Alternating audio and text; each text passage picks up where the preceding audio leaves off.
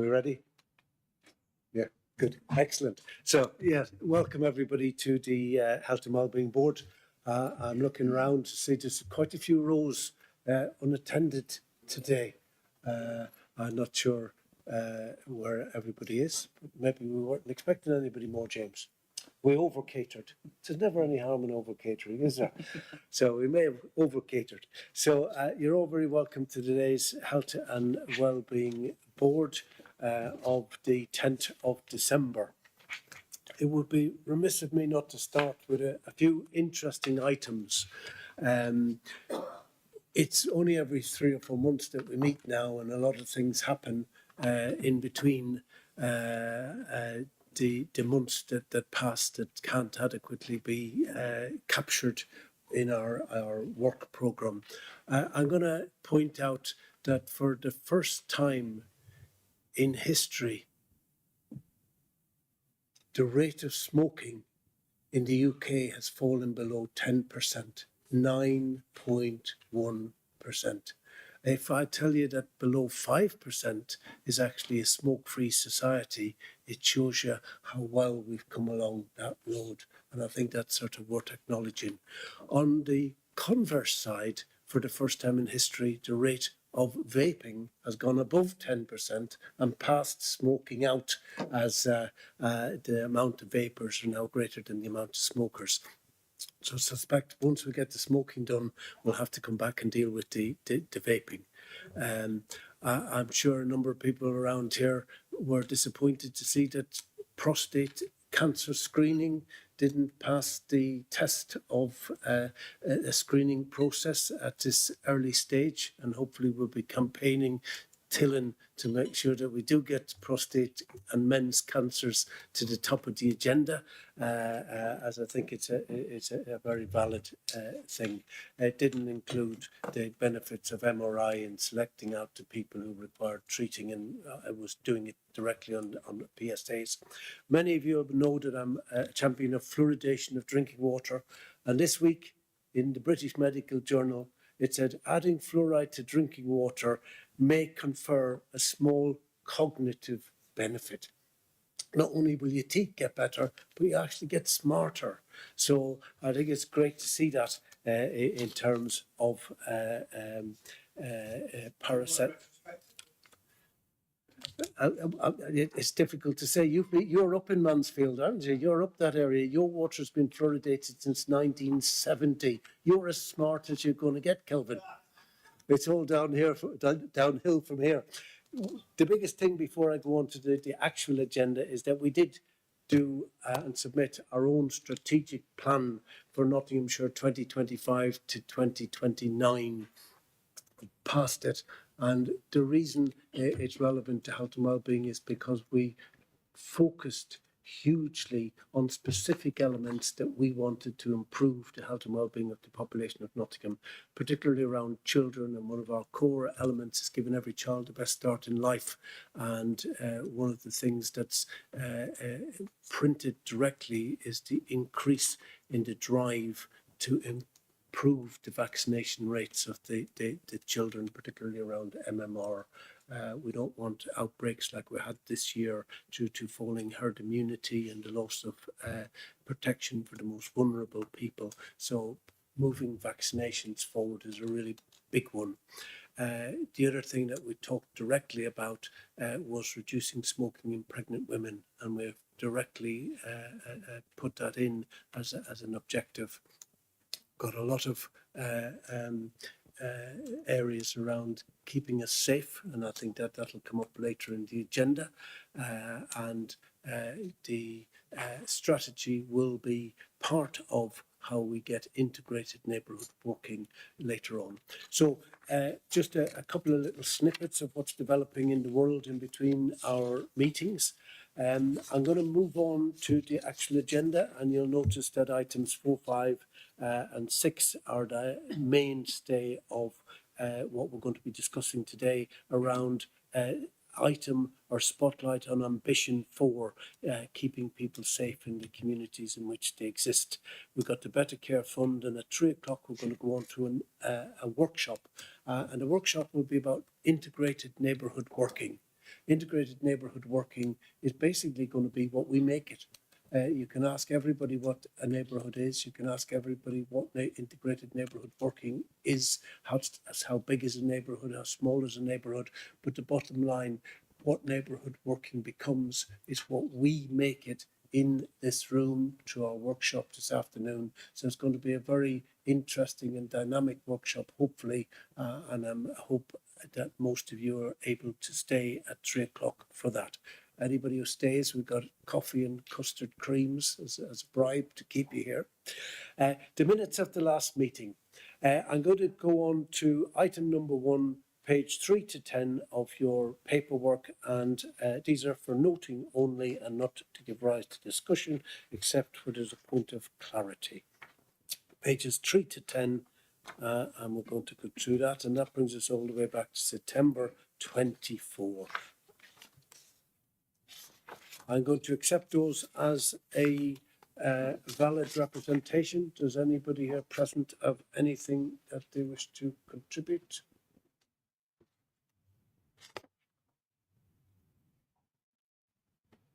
No?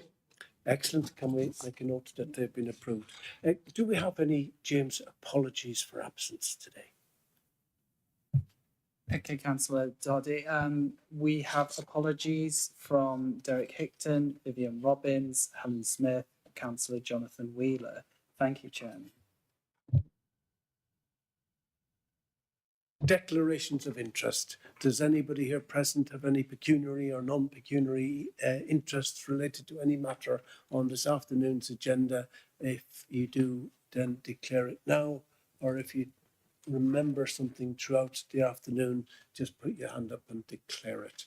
I note, James, no declarations of any interest. Fantastic.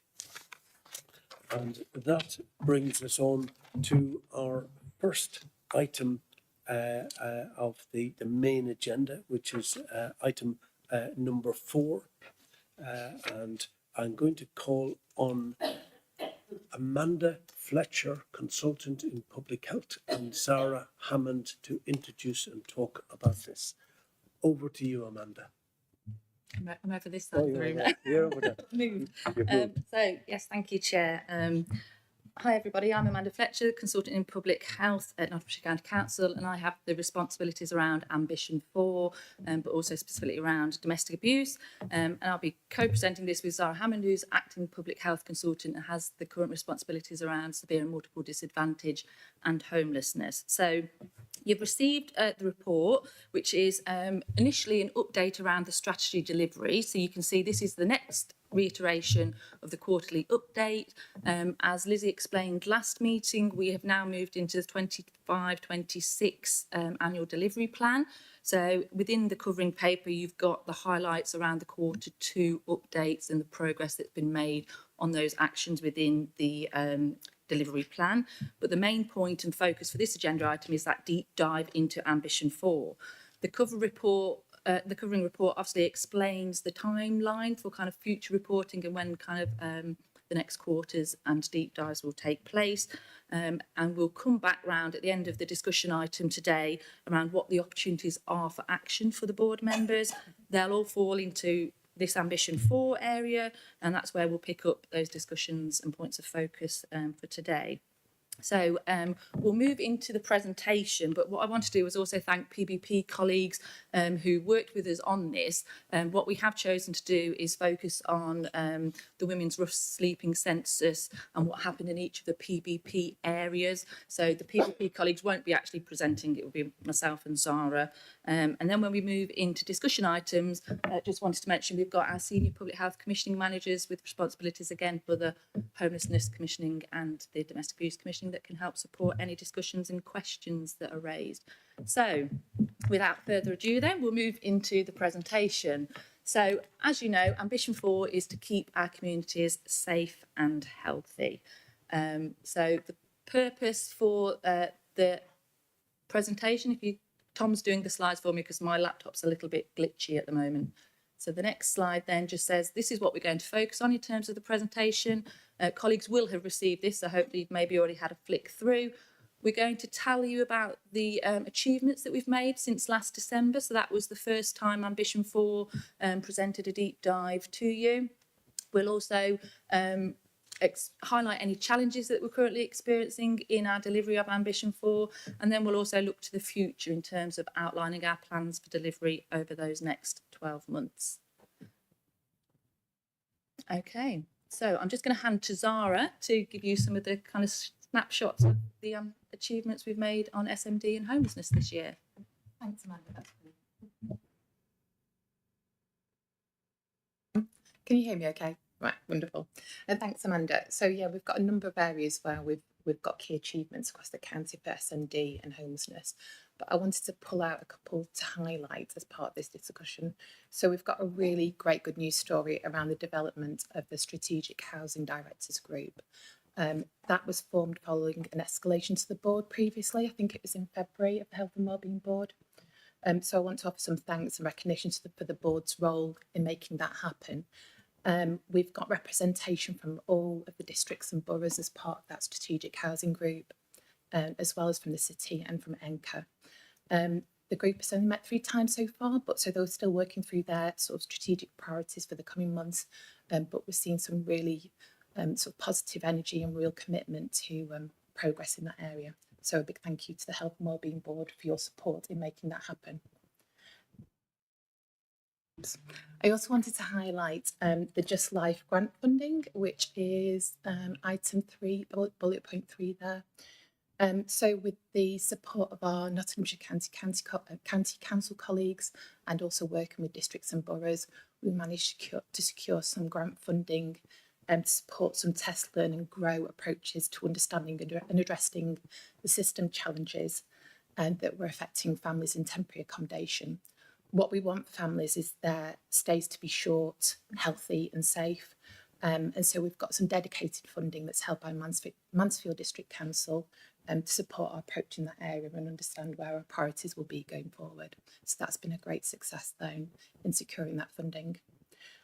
We've also got an example that we'll come to later, but around the Making Every Adult Matter approach. That's been something that's developed locally we've got about 11 organisations who are actively participating in that group. And again, it's a collaborative systems approach to improving the health and wellbeing of people that are experiencing multiple disadvantage. We've got, again, lots of energy, passion and commitment from the organisations and individuals that are involved in that group. And I can see a number of those people that are part of me in the room today with us. So thank you for that. But it's a lot of work happening around understanding the experiences of people with complex needs and understanding how we can support a system response to addressing sort of individual and personal circumstances to prevent repeat homelessness. So yeah, we can move on to the next slide, please. Thank you. Okay, and then this is back over to myself then in terms of the achievements that we've made in the area of tackling domestic abuse. So colleagues may not be aware that in terms of the statutory domestic abuse duty funding that we received to the County Council, we received a 25% increase in the 25-26 allocation.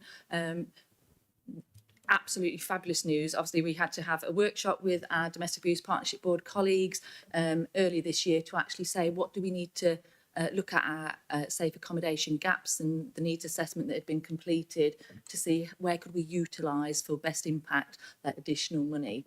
So we have now agreed the domestic abuse duty commissioning plan. So we've proposed that for a 3-year commissioning plan under the proviso that duty funding will remain kind of flatlined. It may well be increased and we can look to expand further, but this is the dedicated funding that we have for accommodation-based support for survivors of domestic abuse and their children. So that's absolutely great news. The co-production service that we commission has now been extended for another couple of years. That's really, really important to us. We are on our journey in terms of co-production, but the voices of survivors being integrated into our partnership board and our strategic and commissioning arrangements going forward is really important. So we're on the journey and we are working towards kind of the full co-production approach there. I will mention in terms of the family support and safeguarding service as well. So that initially started as a pilot. We're now rolling that out across the county. So this is multidisciplinary team working with children's social care, domestic abuse specialist workers, substance use workers, mental health support. We have now got all of the domestic abuse workers in post, so functioning as part of those teams. And obviously we will be kind of embedding the learning and looking for future financial sustainability around that and that approach going forward. So we're kind of on a bit of a journey with that one as well. And we also wanted to acknowledge that since last year, we've now seen Bassett Law District Council achieve the Domestic Abuse Housing Alliance, the DAHA accreditation, which shows how kind of local authorities are looking at the importance of kind of housing issues around domestic abuse. All of the other districts and boroughs are mentioned there in terms of how they are working towards that and the progress they're making. Some areas are experiencing some work pressures, and obviously we wait to hear around local government reorganisation. So next slide then, please. So back to Zara, who will just explain about the Women's Rough Sleeper Census and then just give you a snapshot of what happened in each of the PBP areas. Thank you. So yeah, we wanted to really closely align what we presented today with. Obviously, we had the Director of Public Health annual report around women's health that was presented earlier this year. And we wanted to present some of the achievements around the Women's Rough Sleep Census because it's a great illustration of a multi-agency collaborative approach to working at place. So this happened across the 3 PPPs. But I wanted to sort of first ask a question, well, why do we do a specific women's rough sleeping census, particularly when we do a rough sleeping snapshot annually? And nationally as well. And the reason is that the causes and patterns of homelessness and rough sleeping in women differ to those that we see in men. Violence and abuse are often sometimes the cause and are often experienced while rough sleeping. And what we tend to find is that women sleep in less visible places, so it's harder to understand where they are rough sleeping. And it also means that in the traditional data capture processes that we have, such as a rough sleeping snapshot that happens annually, women are less well identified. So by doing the women's rough sleep census, what we do is we have a better idea of the numbers, but it also gives us an opportunity to better understand the specific experiences to women and how we can address those as part of our systems approach to improving the support for them. So yeah, we had an event in Bassett Law, and I've got I think at least one of my colleagues in the room today, Catherine, is in that picture that we showed there. I'm not in the picture because I was taking the photograph, but this was up in Worksop. So this is one of our nighttime outreach sessions, and we've got one of our examples later in the presentation. A lived experience example relates to one of the women that we met while doing this outreach session, and she was at a couple of the outreach sessions as well. We've also got here that we've got a mention of the rapid rehousing pathway work that we've got going on in through Framework Housing Association in Worksop. So that is a collaborative approach between our Public Health Commission support into accommodation alongside some of our street outreach working, and also our assertive outreach through substance use services. And basically it's work to identify people with repeat or cyclical homelessness, but that may be at a stage in their journey where they are looking to do some specific work around that. So it's an approach where they can be offered housing rapidly at a point in time where it's appropriate for them as part of their experiences. Again, that's connected to the Making Every Adult Matter work that was described earlier. Go to the next slide.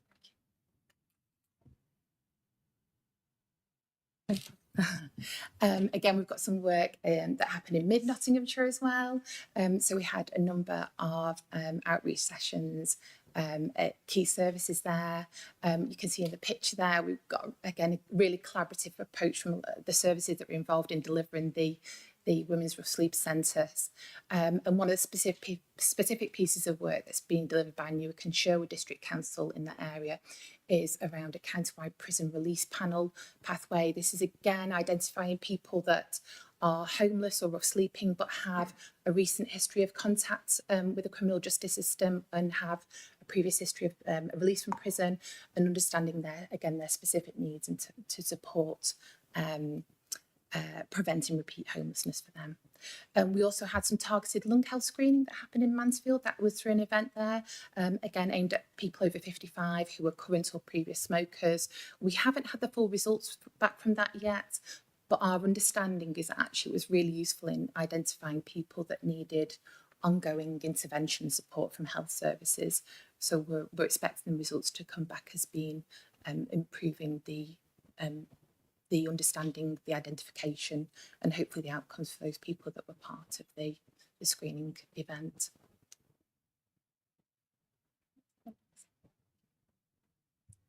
And again, we had some events in South Nottinghamshire. We had them at the Friary and Rushcliffe and so on. And if you can see in the photo there, again, I think this was a photo that I took of the outreach bag that we give to people that were met as part of the Women's Rough Sleeping Centre. So this was developed with participation and input from women about their experiences and what would be most helpful. And so we've got like toothbrushes there, some food, some contraceptives and other things there that are really helpful to them when they're met on the street. There's a specific line around the work that happened at HMP Foston Hall there. That was new for this Women's Rough Sleeping census. So really grateful to the staff and the residents of the prison there for participating. That really helped to develop some insights around the needs of women that are rough sleeping and how we can best support those.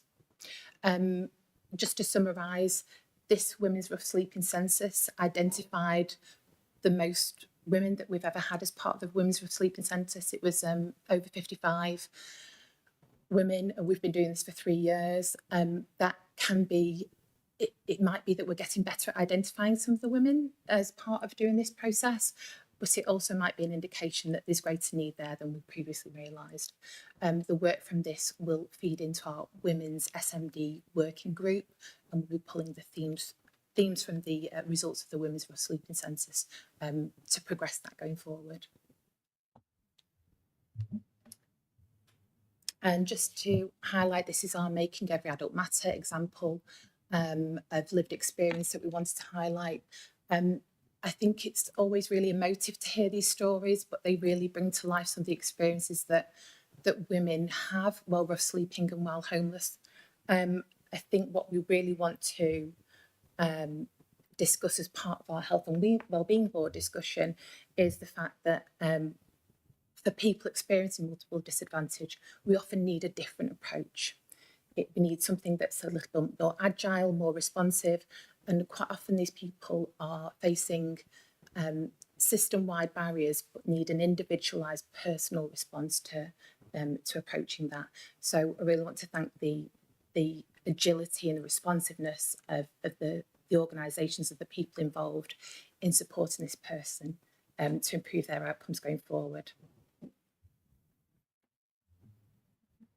Okay, so I'll take us through the remaining slides on the presentation, but happy for Zara to jump in if you want to at any point. So we'll now talk through the challenges that we're facing on both of those areas within Ambition 4, so homelessness and domestic abuse.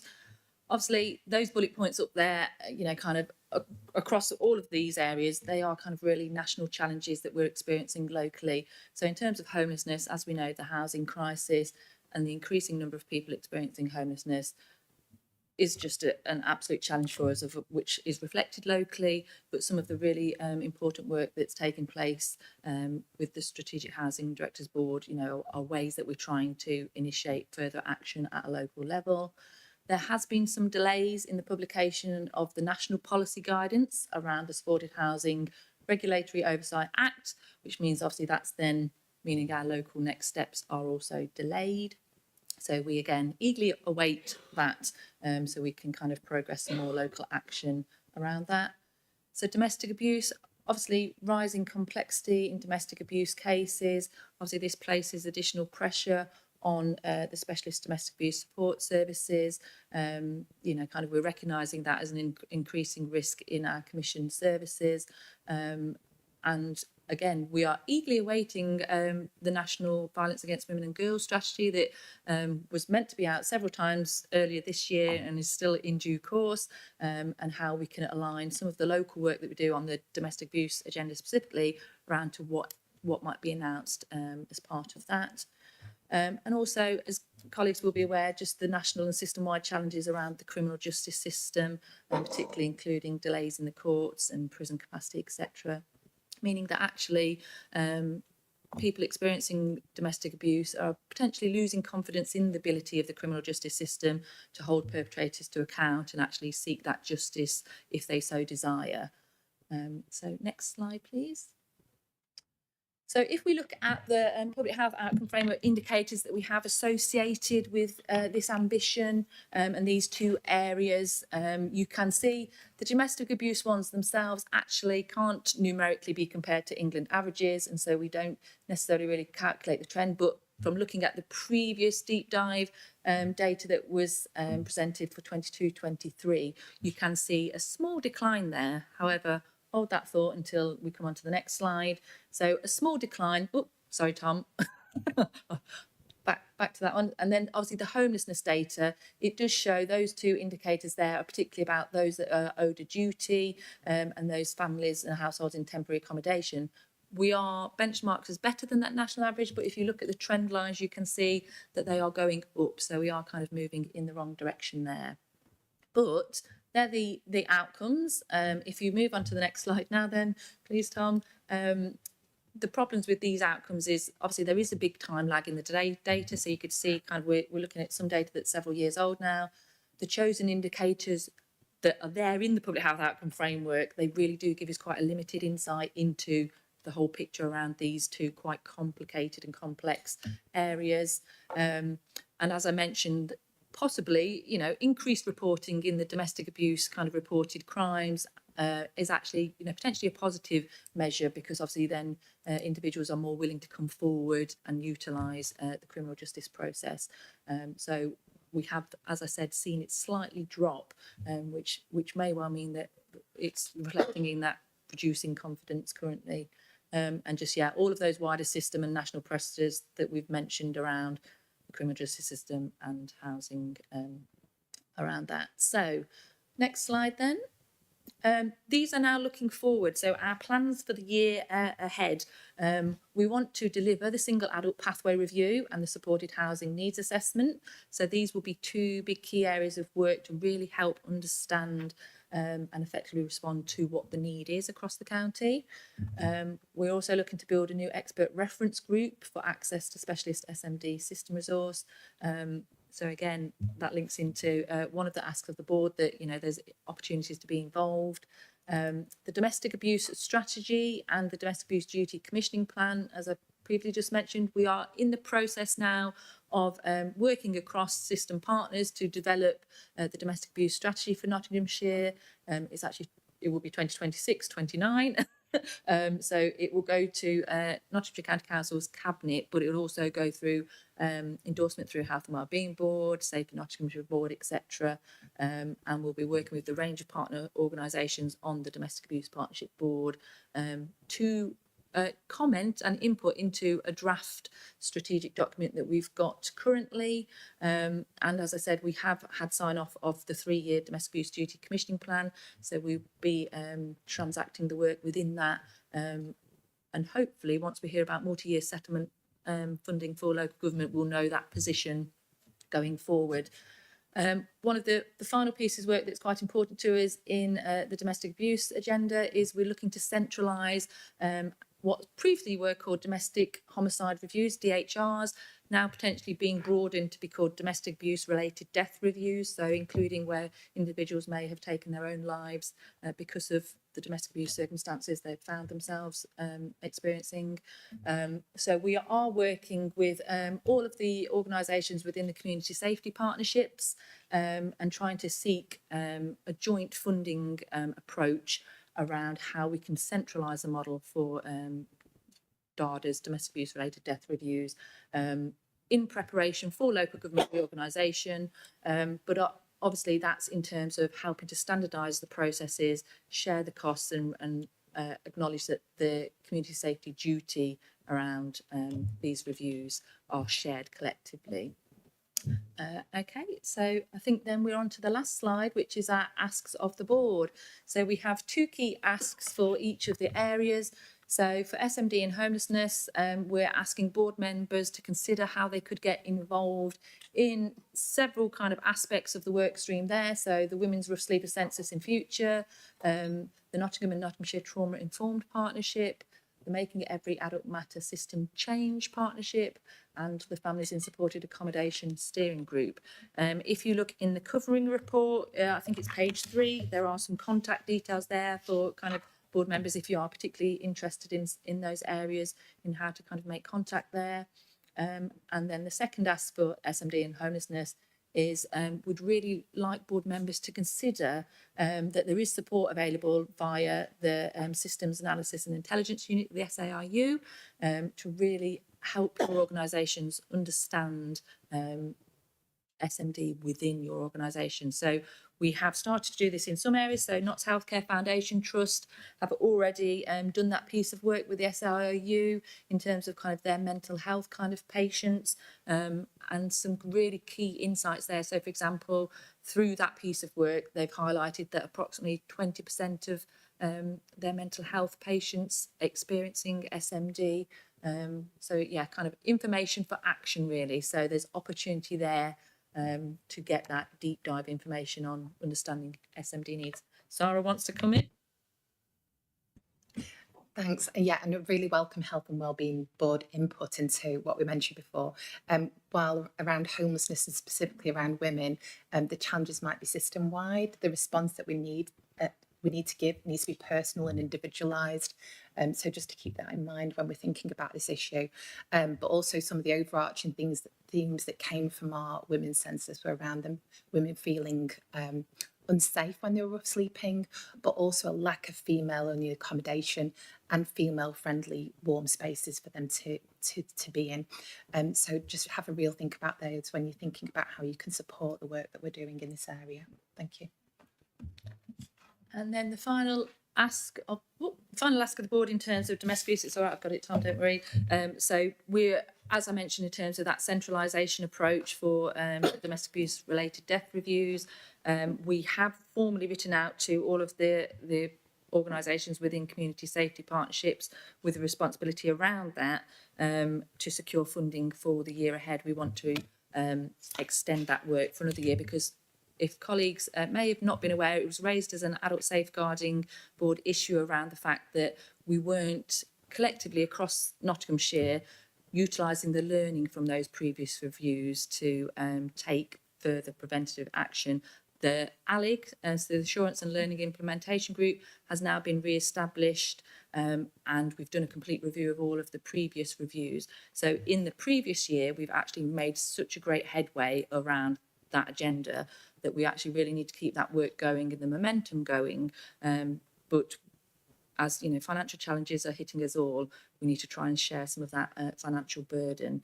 So we are asking those partners of the Health and Wellbeing Board that potentially have received that letter, if you haven't yet responded to us, we were looking for responses by the end of the year or as soon as possible, please. And that's it. Thank you. Thank you very much indeed, Amanda and Zara. I'm going to move the recommendations of number 1. The update is being provided for the Q2 delivery of the Joint Health and Wellbeing Strategy within the highlighted report, to receive the presentation which we've done, and to consider the opportunities and escalations highlighted in paragraphs 12 to 14 of your documents. I think that seldom can you put forward a more vulnerable group of people than people who are female and sleep rough on the streets. And I think that it's a classic example where you can't have a universal approach to dealing with that. It has to be a bespoke, selective, individual approach where almost everybody is different.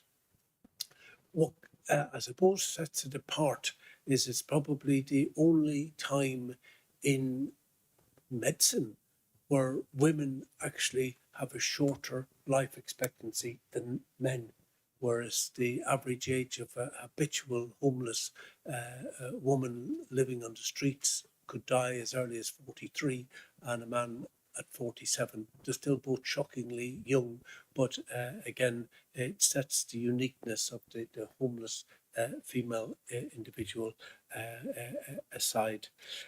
If we're looking at the bigger picture, homelessness itself is a great challenge. And this morning I was chairing the migration panel for the East Midlands, and we have 7,600 asylum seekers in dispersal accommodation. Normally, they would get 56 days before they have to be housed and reaccommodated. The government has reduced it to 28 days. So the pressure on local government for housing is going to get extremely high very, very quickly with regards to having to seek accommodation in that respect. I'm going to open the debate to the floor, and I can see that we have a number of people. Who did you have first? Okay. So we're going to start with Kelvin Wright, then we're going to go to Sue Suddington, and then we're going to go to Councillor Wilmot. Councillor Kelvin Wright. Thank you, Chair, and thank you to the presenters. A phenomenally important area, and an area ministers, I'm sure, are very passionate about. Two questions, if I may. And I'm hoping from the wording that was talked about at the very end, the answer is going to be a simple yes, which is always good for meetings, and we can move on. Could I receive some assurance that women's domestic violence services are commissioned in accordance with the Supreme Court ruling? Because quite clearly, this is a very vulnerable group of biological women, along with children. And I think it's very important that we are absolutely clear that the services are commissioned with their key interests at heart, especially as the council constitution states that we will always commission and work in accordance with the law. And for clarity, Supreme Court rulings are retrospective as well as prospective. So I think that is a very important point which I'd like to receive some reassurance on. The second point, if I may, at the same time, and then that's it. Very interested in the outreach bags, and obviously the women have had input into the content, and contraception makes, I'm sure, some sense. Are we looking at the potential sexual exploitation of this vulnerable group, just to ensure that whilst their health and well-being is paramount, and I fully agree with providing the contraception, I would not want us to be partly enabling, although the women's health would still be absolutely paramount, but I would not want us to be enabling potential sexual exploitation of this group, and we should be tackling that in a different way. Thank you. So two questions there, Councillor Wright. One around gender and one around sex, and one around vulnerability by putting people on contraception that may make them more exploited. Amanda Fletcher to answer. Yeah, well, I was just going to say, absolutely, we can give you the reassurances around the sex Supreme Court ruling. Rebecca's given me the nod. So Rebecca is the Public Health Commissioning Manager, and obviously works directly much closely with the services. So Rebecca actually has requested to respond to that, so that's okay. So, Councillor Wright, we already commission our services for all individuals. Our women's services provide support for women. We have support services for LGBTQ plus communities as well, and we have support for men. So you can feel assured that we have services in place for all people which respond to the needs of and safety of all people. And the contraceptive side of things?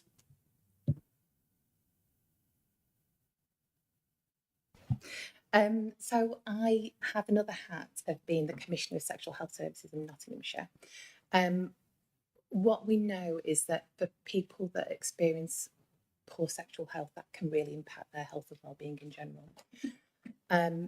Obviously, condoms are freely available, but they're often paid for. So what we understand is that obviously for someone that is or sleeping or street homeless, actually paying for contraception or being able to access that can be a real barrier. So quite often the packs that we generate are really around overcoming those barriers to support people's overall health and well-being and supporting that. In terms of sexual exploitation, obviously one thing we want to make sure is that so women that experience street homelessness and rough sleeping do report increased exposure to violence and other areas of vulnerability. And we're actually doing some work at the moment to create a street sex worker network. Some women will experience that, but not all. I'm just going to defer to my colleague Catherine, who's got a little bit more information about the network that's being set up at the moment to support women with SMD. So as part of our, on the back of the census, we have a women's severe multiple disadvantage group, which looks specifically about issues that are impacting and affecting women. Collectively, we've identified that we don't understand well enough what's going on in terms of sexual exploitation and what we call transactional sex working, potentially. So swapping, as we've identified through the census, people will swap a place to stay for the night. And I think it can be quite complex to unpick some of that. Just to reassure you around sexual exploitation, we do have the Slavery Exploitation Risk Assessment Conferences, or SERACs, and that is where rough sleeper teams are really well embedded within those, so that we're able to quickly identify and make sure that where there is, where we understand that there is risk around sexual exploitation, we are absolutely working to get people services. But it is an area that is we have a way to go to make sure that we can give full assurance on it. Yeah, thank you. Thank you both. Thank you. That was very comprehensive. Just to throw in there, how are we doing with managing drug and alcohol problems in these particular group, bearing in mind that without resolving the underlying drug and alcohol abuse, then it's very difficult to achieve any form of stability. So I can comment on that, and Catherine may well want to come in. So again, with my other hat on, I also have responsibilities around the substance use treatment and recovery services. So actually this morning we've been in a meeting with OHID regarding RSDAT, which is Rough Sleeping Drug and Alcohol Treatment Grant. So we will shortly, next week I think there'll be a formal announcement, but we are becoming eligible to be an area that can receive that additional grant, and that will be specifically around individuals in this cohort that are experiencing rough sleeping or at risk of, so kind of quite a broader cohort then, that need support with their drug and alcohol concerns. So it will link in through the kind of systems working and all of the meme approach and all of the rough sleeping initiative work as was, and the future grants that are coming in around homelessness and preventative approaches. So we are now in the planning phases of how we would want to utilise that forthcoming grant for the best impact that we can have for Nottinghamshire. Only a few other areas with the previous RSDAT grant have been county level, so kind of they'll be experiencing some learning in the approach from doing it at a county level. And yeah, kind of so we're starting that journey early next year to develop plans for how to utilise that grant. So Just briefly, the size of the grant, any idea? It's about £1 million, isn't it, in total? So from next year, I think we're going to get a half-year effect with the intention that it probably takes you a 6-month period to mobilise what services you're going to put into place. But yeah, so roughly about £1 million. Councillor Saddington. Thank you, Chairman. Firstly, thank you to the ladies who gave us the presentation. Quite a detailed one, thank you. Just a question. You've mentioned several key initiatives. The families in temporary accommodation, the trauma-informed work, and making every adult matter, obviously within the programme. Can I just ask you, you mentioned that you rely on external funding, just Just Life, was it called? Yes. What is the long-term sustainability plan? Where are you hoping, unless I've missed it, where are you hoping to find funding long-term for these events? Thank you, Councillor Saddington. Who would like to answer that question? I can start that off, and I'm going to hand over to my colleague who was part of the bid for the Just Life funding. So things like the Making Every Adult Matter is a systems approach, so it relies on the goodwill and the partnership of the people that are involved in that, rather than specifically on additional funding. And quite often it's about not using additional resources, but it's using the resources and funding that we already have, but using it in a better way and using it differently. The Just Life funding was a specific grant support that has just very recently been achieved. And my colleague here was instrumental in achieving that extra funding. So I'll hand over to her. Yeah, so I can assure Councillor Sampson on that one that the money that we're getting is to help set up a sustainable approach. So it's for a post around coordination, and it will help us to set up new pathways and new processes to ensure that we are using what we already have collectively in our system to better impact. So it will change the system and the way that we work. So hopefully at the end of that time, should that post and funding, we're not be able to find money to continue that post, the impact and the changes about how we work will have been made. We're also hoping to understand, as we go into local government reform, how the different practice that we have in each area, how we can get to the right model across the patch going forward. So it's not creating jobs that we won't be able to sustain, it's creating sustainment through the job.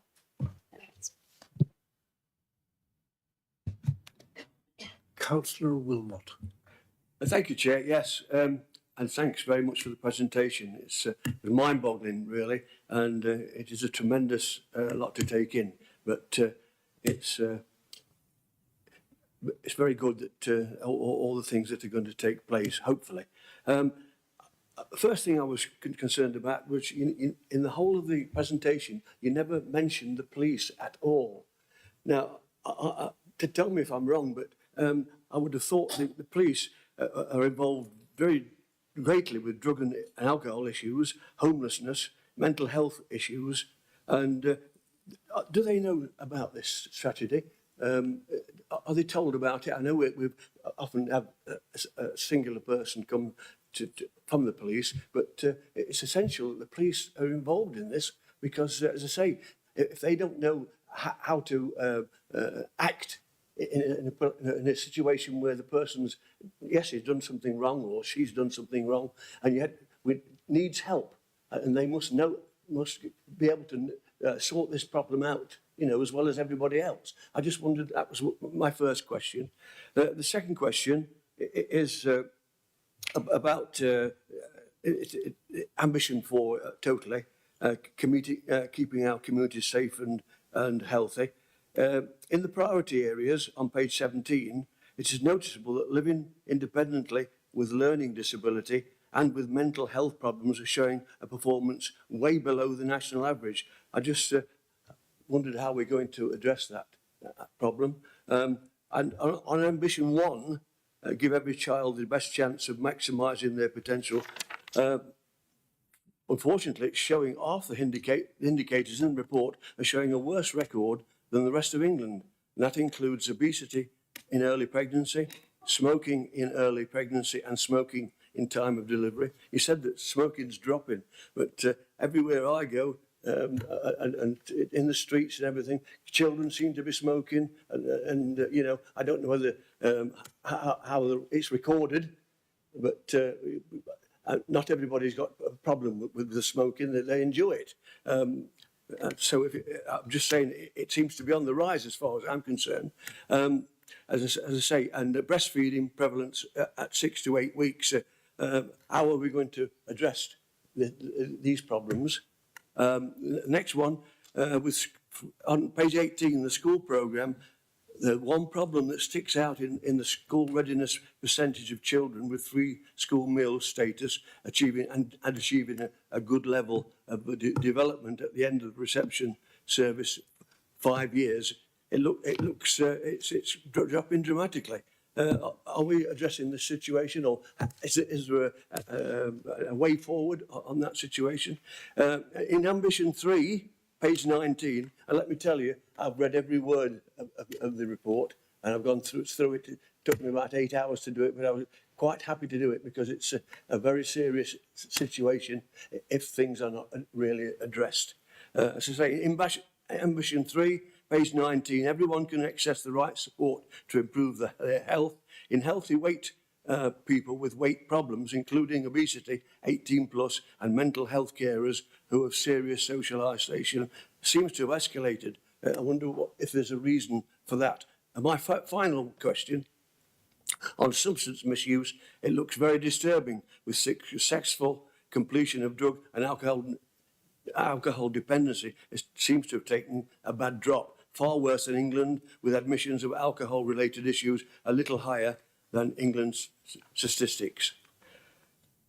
A lot to take in, I understand. I've put the questions as much as best I can, but they all need some real help in addressing all these problems. I'd love to hear some of the answers to my questions. Thank you. Yes, I think the first one is probably one that's relevant to our Ambition 4, which is what we're talking about today. And that's really how the police address rough sleeping women and how they're trained, etc., to be able to be sensitive to the bespoke needs of a said group. The rest looking at the varying parameters of public health outcomes frameworks with regards to the overall performance of Nottinghamshire in terms of the rest of the UK. And there are a number of bespoke programmes specifically for women who smoke, particularly in the north of the county, not least the Phoenix programme at Kingsmill Hospital, which not only identifies women through the maternity services, but also deals with the family, realising that if you go home to a partner who smokes, you're more likely to continue to smoke. So how you embrace those type of things. There are quite a lot of individualised activities to reduce smoking in pregnancy, and indeed it's specifically identified as an area of concern in our 5-year strategy for Nottinghamshire. I'm going to pass over. Who would like to mention about the police activity? Amanda. Hello. Yeah, just checking my look. I was wondering what number was again. So just in terms of not mentioning police in the presentation, Sarah may want to mention something around kind of the SMD and homelessness kind of work, but for my areas then, which is domestic abuse on Ambition 4, but we also do mention substance use as a cross-cutting to Ambition 3. We do have 2 strategic partnerships that are regularly attended every quarter for substance use and domestic abuse. So that's the Nottinghamshire Drug and Alcohol Partnership and then the Domestic Abuse Partnership Board. So we do have a range of criminal justice agencies involved in those. So that's the Office of Police and Crime Commissioner themselves, the police themselves as in the force. We do have probation services, we have prison kind of representatives, as well as wider partners such as kind of health, all of the districts, boroughs, etc. So it just that they weren't specifically mentioned in terms of the collective partners are all engaged on kind of the domestic abuse agenda through the statutory Domestic Abuse Partnership Board, and then what is not statutory but is highly recommended from the National From Harm to Hope strategy, the Nottinghamshire Drug and Alcohol Partnership. So they absolutely are involved in both of those agendas. And then just to pick up on the performance matter around substance use while I'm here, the public health outcome framework around successful completions isn't necessarily a very good indicator to give a true flavour of how well we are doing. Our service provider in Nottinghamshire overperforms on their contract consistently, and OHID are actually looking more towards what we're calling the retention level. So retention into service at 12 weeks gives you a much better indication of once people are in service, that they are achieving the benefits and staying within service. Now, to successfully complete someone from the service, may very rarely happen. Some individuals that come into the treatment service, so particularly opiate users that might be receiving opiate substitute therapy, they may well stay in service for the rest of their lives. If a small amount stabilises them, means that they can be employed and have secure homes and function well in society, actually, that's acceptable. So we don't have to successfully complete people from services if what is best for those individuals is to stay on the medication with the support. Thank you, Amanda. So what looks on paper as a lack of success, it hides an actual success. And I'm just going to ask Councillor Wilmot, the Deputy Director, to answer your questions around the obesity, etc., just to finish off. Thank you. Thanks for the question. Obesity we covered in the previous Health and Wellbeing Board report, and we've discussed it at overview, the overview scrutiny committee.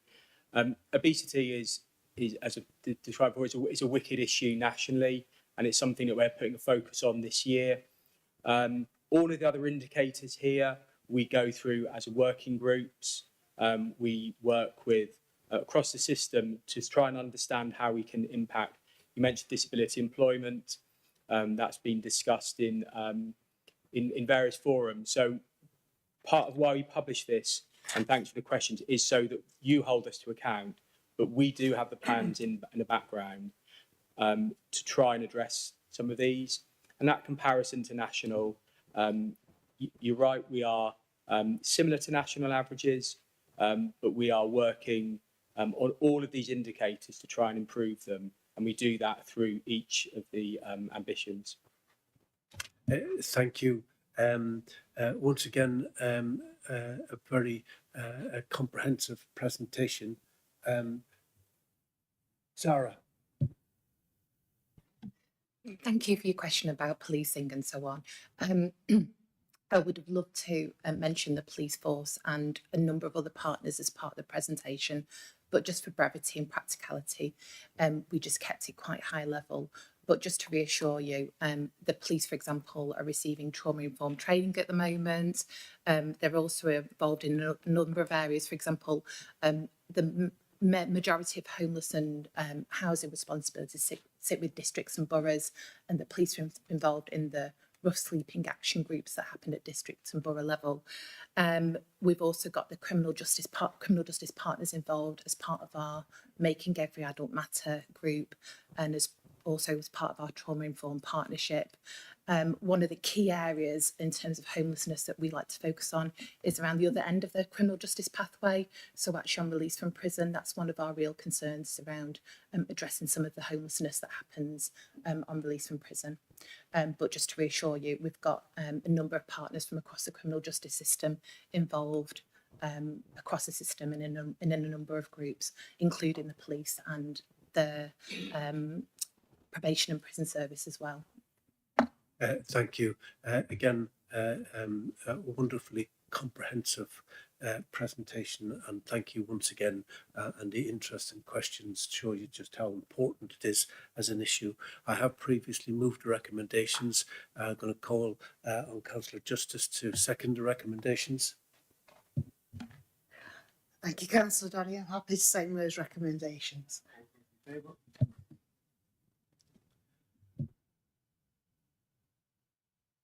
We're going to move on now to item number 5, and this is about the Children and Young People's Mental Health and Wellbeing Plan. I'm not sure if it's going to include a ban on social media like the Australians have introduced today, but it's gathered an awful lot of interest. I'm going to invite Consultant in Public Health, Louise Lester, to talk about this. Thank you, Louise. Thank you, Chair. Good afternoon, everyone. I'm Louise, I'm Consultant in Public Health, and I'm really pleased to be here this afternoon with my colleague Catherine Nobles, Deputy Head of Children's Commissioning in the ICB, to present to you for endorsement our Children and Young People's Mental Health and Wellbeing Plan.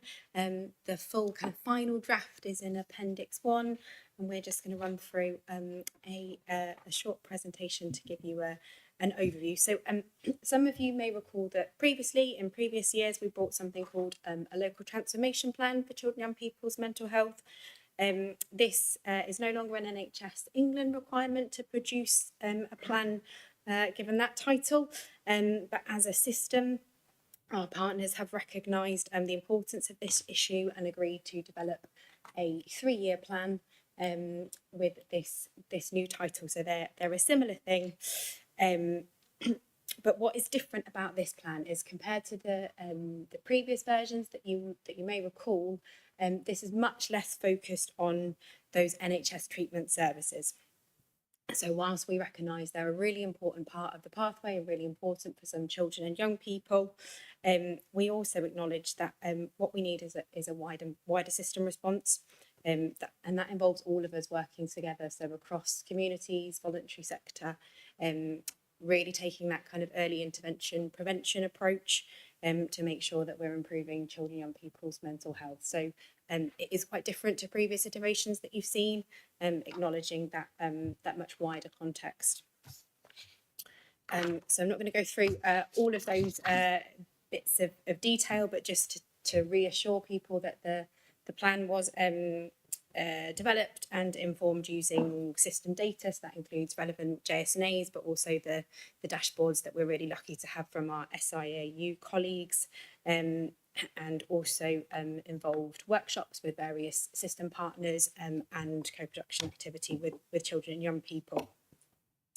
And I'm sure everyone in the room is aware of both the national and local challenges in terms of children and young people's mental health, the both growing need and demand for health and mental health and emotional wellbeing services, and also including that complexity has increased over time as well. So there's a few snapshots of some of that data included on the left-hand side and much more in the plan. And on the right-hand side, you can see some feedback from both children, young people and partners highlighting this really. So the plan builds on all of that. What we also know, however, is that some children and families unfortunately experience both more of the factors that impact on their mental health and well-being, and also have different outcomes. And we want to make sure that everyone gets the same chance to be mentally healthy and have good emotional well-being, no matter who they are or where they live. So we're working really hard to include that element of what we would call health inequalities within this plan as well.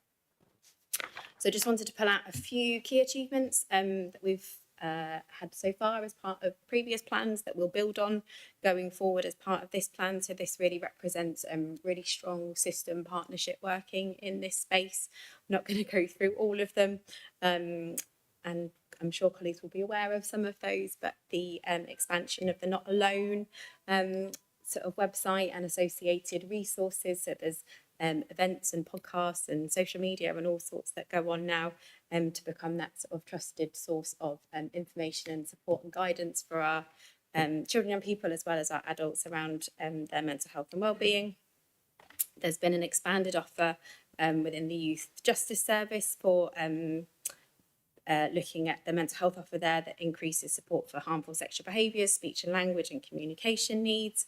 And we've continued the rollout of the mental health support teams, which are a really positive intervention. So we now have 9 of those fully mobilised in the county, with a further 2 coming on board to be mobilised by the end of next year. So I'm going to hand over to Catherine now. Thank you. Thank you, Louise. So when we've been developing the plan, we've agreed as system partners to use the Thrive framework. So this is an evidence-based framework, and it ensures a really strong emphasis on prevention and promotion of mental health and wellbeing across the whole population. It also ensures children and young people and families are really involved in the decision making around the support and care that they get. And it is conceptualised within 5 categories, which you can see on the screen. So children and young people that are thriving, maybe at a stage where it's helpful to get advice, then getting help, getting more help, and getting risk support.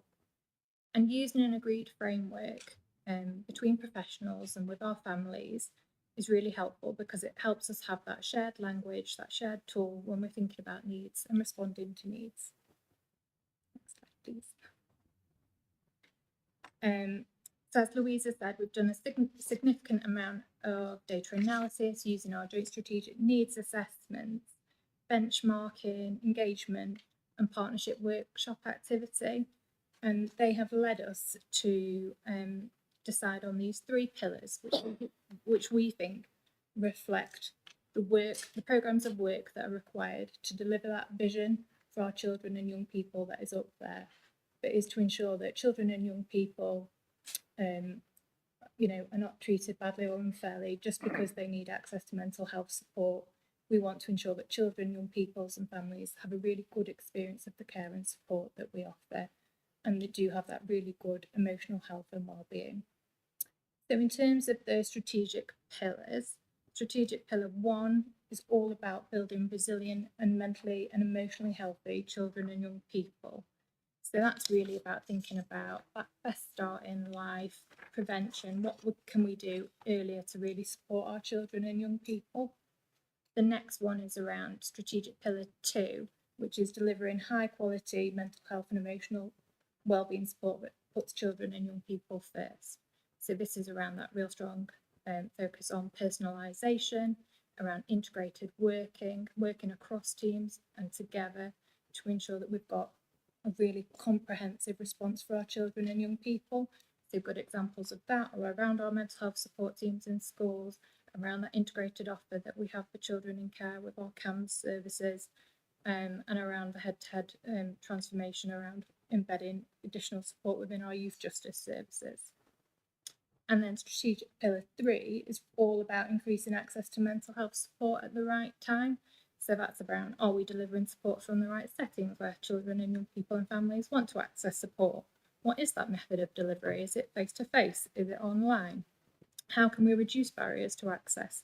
Do we want to, so that could be around online booking, around having provision within both the community and the school setting. So those sorts of things. And within the papers, you'll see really comprehensive detailed plans. I'm just giving you a sense of some of those that are attached to each of the pillars today. So it's really, really important that when delivering all of this activity, we're really clear on what is going to be different, how we're going to measure the output of our work. So that's where we are using our systems analytical intelligent unit dashboards and making those available to partners. We're using recognised evidence-based measures that we're going to be monitoring ourselves against and holding ourselves to account to deliver on. And this, the plan will be overseen by our strategic partnership group for children and young people's emotional health and well-being, and that reports to a children and young people and adult mental health partnership board. In order to deliver on our strategic pillars, we have developed a number of work streams to drive forward this work. And I'm really pleased to say that those work streams are going to be led by a range of professionals from across the system.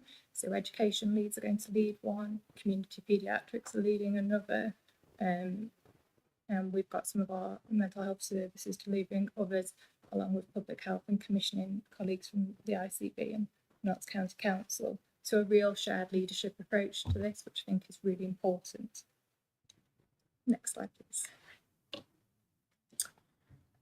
So have just touched on the governance, as you can see there. So making sure that we've got the strategic partnership group reporting to the Children and Adults Mental Health Partnership Board, and of course that really strong link to our health and wellbeing boards, which is why we're here today to talk to you about the plan.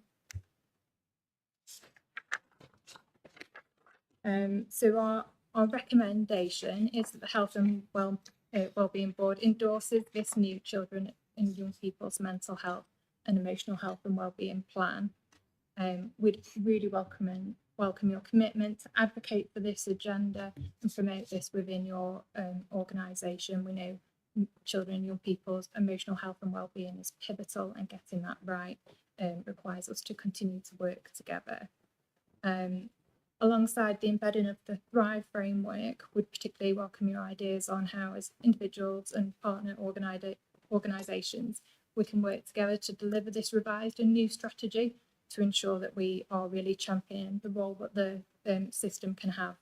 We are always very welcome of colleagues joining our strategic partnership group for mental health, and we'll be happy to link with anybody who has ideas of any other partners that are potentially missing and can help us deliver and build on this strategy.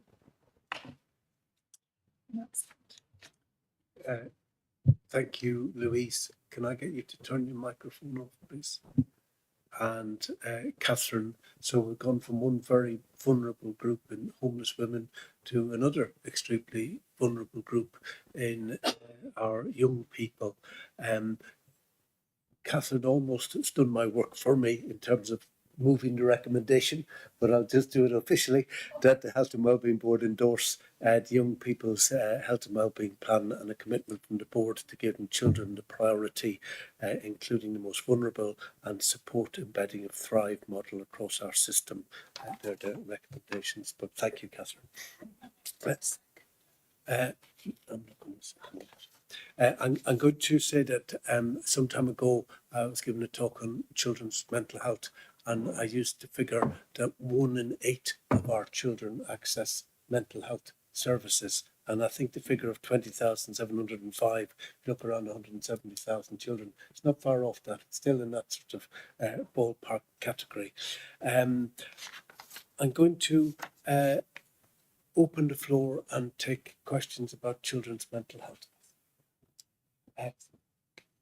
Daniel King. Yeah, thank you, Chair.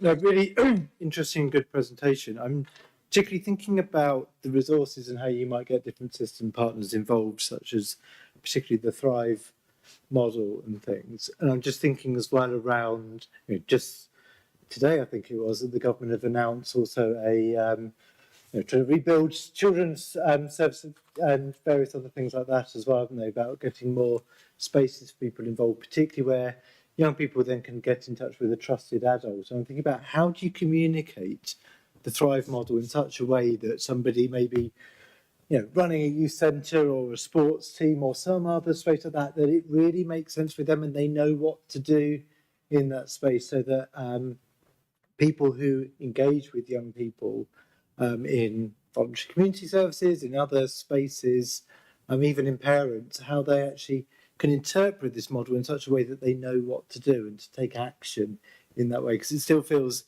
to me reading this, it's still fairly abstract. And I'm thinking, how do you then make that concrete and actionable for people in challenging situations where they are not necessarily even an expert in this space? So when you think about making every contact count, people automatically understand what that means. And you're saying, how can we embed Thrive in the same way? Who would like to answer that question? Catherine. Thank you. I think that is the challenge of how do we take Thrive and use it in practice. And I suppose the start of that is as leaders within the organisations that have signed up to this plan, having that commitment to using the Thrive framework, and then to be using it and advocating for the use of Thrive in all those meetings and interactions that we have with each other. I suppose whilst it may be presented as a framework within the plan, what we are absolutely doing is ensuring that there is that integration on the ground and thinking about needs together. So in terms of youth centres and emotional health and wellbeing support, we are making those connections and thinking about where there are opportunities for joint work, and the same with the family hub development with our services, thinking about how they can deliver from family hubs.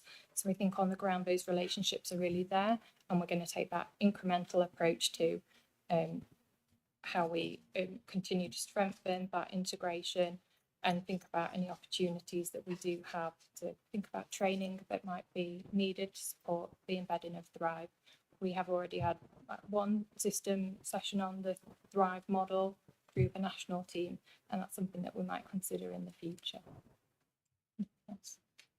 So to get Thrive as well known as making every contact count, that's a good challenge. Go ahead.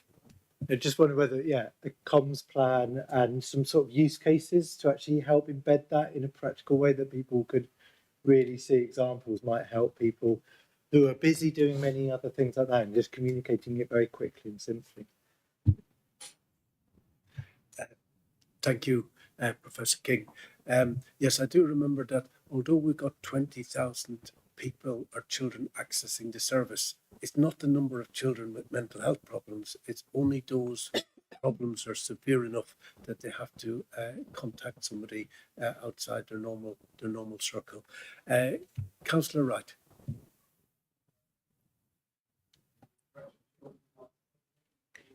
Yes, if that's okay. Just in response to the last question, if that's all right. Hello, colleagues. Nice, Go ahead, nice to Irene. see you today. Thank you. The last time we were here, we talked a lot about the Families First programme and the approach in that, and family hubs are absolutely central and key to this. This is about a place-based agenda, and the creative learning of all of our practitioners that work both within the family hubs and then in their hub and spoke model into the community, into schools, are absolutely key in terms of the implementation of all of this. So just to kind of give you some reassurance really from an operational children's services perspective, this is absolutely key to what we do. We've just moved Amanda, you'll know Amanda because she came the last time and talked about Families First. Amanda has actually just taken on the lead for our Families First programme. And we've looked at family hubs, Irene being under there, as well as our youth practitioner and our education lead, who's traditionally been sat in our multi-agency safeguarding hub just upstairs, all under that programme, and they will all be Thrive ready, really. So just to give you some real concrete assurance about how we take the model forward. Thank you, Anne. Professor King, comprehensive enough? Yeah. Good. Yes. Councillor Wright. Thank you, Chair. Again, a very interesting presentation and a topic that's absolutely crucial. For background, I've been an A&E consultant for in excess of 20 years. So my rather harsh conclusion, I'm afraid, is that both adult and child mental health services in this country are in an absolutely dire state, especially for out-of-hours referrals and emergency referrals. And it's interesting, you talk in your the PAC presentation with some quotes from people who've accessed the services. To be fair, they're the lucky ones who are able to give those quotes, because actually it's the huge ones that don't get to access the services, and that's the big problem. Your three pillars, I totally agree with. Why wouldn't anyone agree with? You know, improved access, build resilience, and deliver high quality. So at a very high level, totally agree. If I may, and respectfully, the meat on the bones is very absent in the paperwork supplied. I don't mean that as a rude criticism. I mean that more perhaps as an acknowledgement of the challenge. And whilst I read your year plans beautifully colour-coded to the various pillars and things, the establishing a group and establish this and that, in simple terms, forgive me, it's weak. And I think we need to, number one, absolutely recognise the size of the problem. And it may well be in your work groups that you've described very briefly that some of my fears are allayed. But I think the challenge for those work groups should not be underestimated. And I think as a very high level plan, I get this. But I am concerned how this will translate onto the ground and actually make a tangible difference. Because quite frankly, when a child, usually with their parents, rocks up in A&E at 2 in the morning with a mental health crisis, we have no idea what to do with them. They get admitted under medicine because no one comes to see them at that time. And it's a fight to get them admitted. And then you've got the challenges of the 16 to 18-year-olds. And then you've got the mental health services who say, oh, just rule out anything organic before we come and see them. I mean, I'm sorry, the system's an absolute disaster. And we've had several high-profile cases in the news recently of people hanging themselves while they're under section and things. So I acknowledge the huge thing. I acknowledge your high-level aims, but I would welcome more clarity on how those aims are going to be delivered in simple terms. Thank you, Councillor Wright. And indeed, there has been a number of high-profile cases of children, even one who was actually in psychiatric care when they killed themselves, never mind being outside of it. And we probably haven't touched on the social media side and the pressures that are out there. And we haven't touched, I think, on eating disorders as such. And in fact, anorexia nervosa is the biggest psychiatric killer of children with something like a 10% mortality. So the challenge for CAMS, and I remember looking at something this morning which was talking about the difference between access and care, that we're working hard to get access, but it doesn't necessarily translate into care. I think that there's quite a challenge, as Councillor Wright has put forward there. Louise, over to you. Thank you for questions and observations. And you're right, it is a massive challenge for us locally and nationally. Hopefully can provide some assurance in that yes, all but one of those working groups that I've talked about, obviously not in detail for the interest of time, but are already set up and were running as part of the previous transformation programme work. So that includes areas such as an early intervention prevention group, a group around perinatal and mental health for pregnant women, groups around crisis, and then one of the new ones that we've got set up is around education. So recognising the vital role that schools play as part of our kind of community supporting children and young people, but actually that they often get a bit bombarded with lots of requests and asks to do different things to support children and young people. So a group to kind of coordinate some of that and look at what we can do. There's also one already established around a single point of access. So all of that work across the system about sort of no wrong front door and people not bouncing around as much as possible. So those groups are already set up. And like Catherine mentioned, have leads identified from a wide variety of partners to deliver those. Their first task is to turn this high-level strategic plan and the stuff that you've seen presented in the appendix into much more detailed delivery plans with clear outcomes and outputs allocated for each year. And then the role of the strategic partnership group will be to hold them to account in the delivery of those plans. So at the moment we meet every other month to review that activity and get those reports and provide assurance, and then that feeds up into the Children and Adults ICS Mental Health Board. Very happy to bring kind of updates in the future back to Health and Wellbeing Board in terms of some of that progress, and would really welcome Health and Wellbeing Board partners support, and if there are some of those challenges that which I'm sure there will be, and how we kind of unpick some of those together. But in terms of the specifics around NHS, kind of, I suppose, the treatment services, like I mentioned at the beginning, the idea of this plan is that it's wider than just that. I recognise there are some challenges there, but actually often the appropriate route for some of that is within ICB commissioning colleagues and the performance and contract management of some of those work, whereas this is that wider system plan, and hopefully with a bigger emphasis on early intervention and prevention. In the future, there will be much less or much fewer children and young people needing those services. But I appreciate that is going to take some time and work from all of us across the system. Thank you, Louise. I'll reiterate that the strategic plan for Nottinghamshire is embedded with stronger families, and at the end of the day creating resilience through a strong family hub that allows children to deal with the challenges that they meet through their daily lives is absolutely crucial. Councillor Saddington. Just writing something down. Pardon? No, I wasn't dropping off. I was writing something down. Following on really from what has just been said, daily we hear that numbers are rising for children coming in to have some mental health treatment. And I wouldn't have thought that the system was ever built to cope with so many people.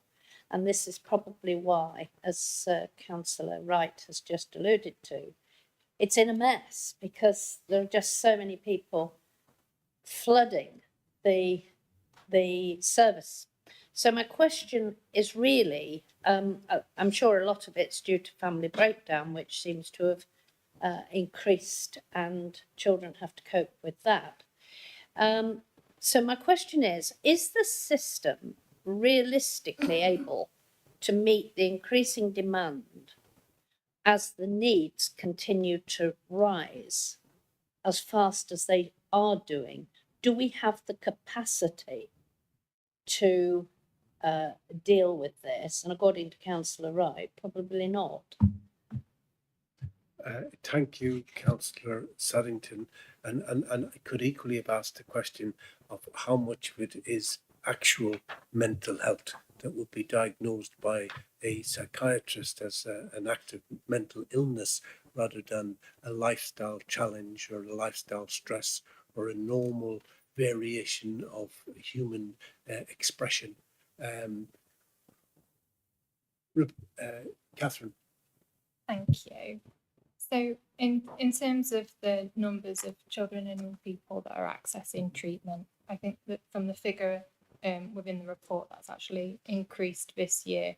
So we have ensured that more children and young people are able to access support, and we have ensured that they're waiting less time than they were previously. So waiting times for the ICB commissioned mental health services have and continue to decrease. And that's really, really important that we can support that right care at the right time. In terms of how we work together as a system, I think that we must take this. This is really important, and I don't think we have a choice to not respond. And we need to ensure that every partner who has a key responsibility in that every contact counts has children and young people's emotional health, well-being and mental health at the forefront of their decision making. And that's why I'm really pleased that this plan is really system focused. It's really thinking about our partnership approach and responsibility to ensure that children and young people do have the best start in life, that our education settings are really well supported and have the tools and skills and support that they need to be able to respond to emotional health and wellbeing needs really timely. So it is absolutely a challenge, but it's an important one and one that we must respond to. Can I just come back on that, Chairman? Of course. Councillor Wright made reference to the fact that when children come in the middle of the night, they don't quite know what to do with them, where to put them. So all the agencies in the world can come together during the daytime, but when a child goes into A&E in the middle of the night and staff are already stretched with accidents and goodness knows what, where do they go to get help for this child that has come into A&E with mental health problems? Thank you.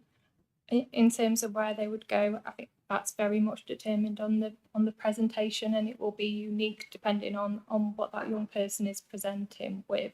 So again, it is around that system response within the hospital, whether that's around a young person being admitted, if that's the most clinically appropriate thing to do, or if that is around a young person having some support within the hospital and then being discharged. It's very, very dependent on those individual presenting needs, and we are committed to absolutely doing more. We want our young people to receive the right care in the right time, and it is absolutely a priority within the plan. There are people to help at 3 o'clock in the morning.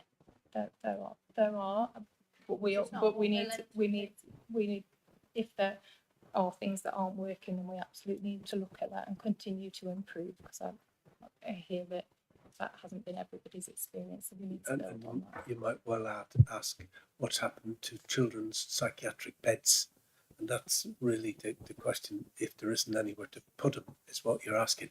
Anne. Thank you. I'm probably going to repeat a little bit of what's just been said, but I'm really grateful to my colleagues across the room holding your calmness when you're faced with such a difficult question, because I don't think that anybody has the answer right here, right now, for those children that are the most complex children that we face. I was really going back to Councillor Wright's statement and concern earlier. Look, what we're trying to do is get to a place where the kind of presentation of children at that time in the morning is actually we have fewer and fewer of those young people. Will we ever avoid that? No, and I don't think any of us would want anybody to leave this room thinking that that's not going to happen again. But actually, that there is a real opportunity here to get upstream and do things a little bit differently for young people, so that that level of distress actually is minimised for the young people that we can. you know, it's we, as you will know, we have a number of children. Some of these children feel like they are falling through a system at times where, you know, tier 4 beds are not necessarily the right thing for young people. I just want you to have a think about what happens to a young person in a tier 4 bed, and it's where, you know, they have to be supervised going to the toilet. They have suicidal proof cheats and a whole range of other things that happens to children. I think the saddest thing for us in our society is that we've got children in that level of trauma, and what we've got a responsibility to do is to see that we can, as a system, not as any one single partner on their own, but as a system, try and step forward and prevent some of that happening for young people. We have some young people that have ended up in unregulated placement because actually they are too complex for the system to be able to look after. And certainly as a council, that's left to us to be able to wrap around those young people and provide that care that we can do often with 3-to-1 staffing. So I want just for a moment for you to imagine yourself not being able to move because you have 3 people around you that do absolutely follow every move that you make. It's no way for our children to live. So there is a call to action about us trying to do something different. It is up there and one of the most difficult parts of the business, but we are always stronger as a partnership than we will be as any individual one agency. So I don't think that we can avoid the 3 o'clock in the morning admission, because when children are in that level of crisis, A&E is the right place for them to be, really. At times, so as the Director of Children's Services, actually sometimes it's the right place for a child to be in order that the service comes around and when an absolute crisis. I am not talking about children that can be avoided for, but for very few children, it's the right thing. The call to action for everybody is to be able to respond in a timely way. That may feel unpalatable, but I just think that you have to, I'm really important that the reason I'm here as your Director of Children's Services is to make this come alive. What I want you to hear is, I'm really grateful to our colleagues. It's a really important piece of work, this, and I welcome coming back and actually maybe helping you to understand some children's lived experience and their stories. Right. Yes, thank you, Anne. There wasn't a solution there, really, was there? No, I'd love to have a magic wand, but I don't. But what I think that we can do as a system just pull together. I think that, you know, we're only ever as good as the sum of our parts. And I think there are very, very complex children out there, really. And somehow to separate mental illness from anxiety and daily life, which is going to be an increasing challenge as we go forward. Excellent. And okay, Victoria, I'm going to call on you as the last speaker. I must correct some things on the record. I'm terribly sorry. Kelvin, I'll allow you to correct that first while it's still fresh in our minds. Thank you, Chair. I'm really grateful that Councillor Saddington's question came after mine because she's actually picked up on exactly the key points. I'm sure it's not meant that way, but it sounds a little bit from over the room about pulling together and we're all in this together. Of course we are. And I hope that's not directed at me of pointing. We can all speak about the areas we are experts in, and the A&E department is one I am an expert in. And it would be wise for those people trying to fix the system to ensure they involve the experts in those areas and listen to them. I'm a simple man at heart, as many know around this table. So out of hours, I stand a better chance of winning the national lottery than I do of getting a child assessed in the ED at 3 o'clock by CAMS.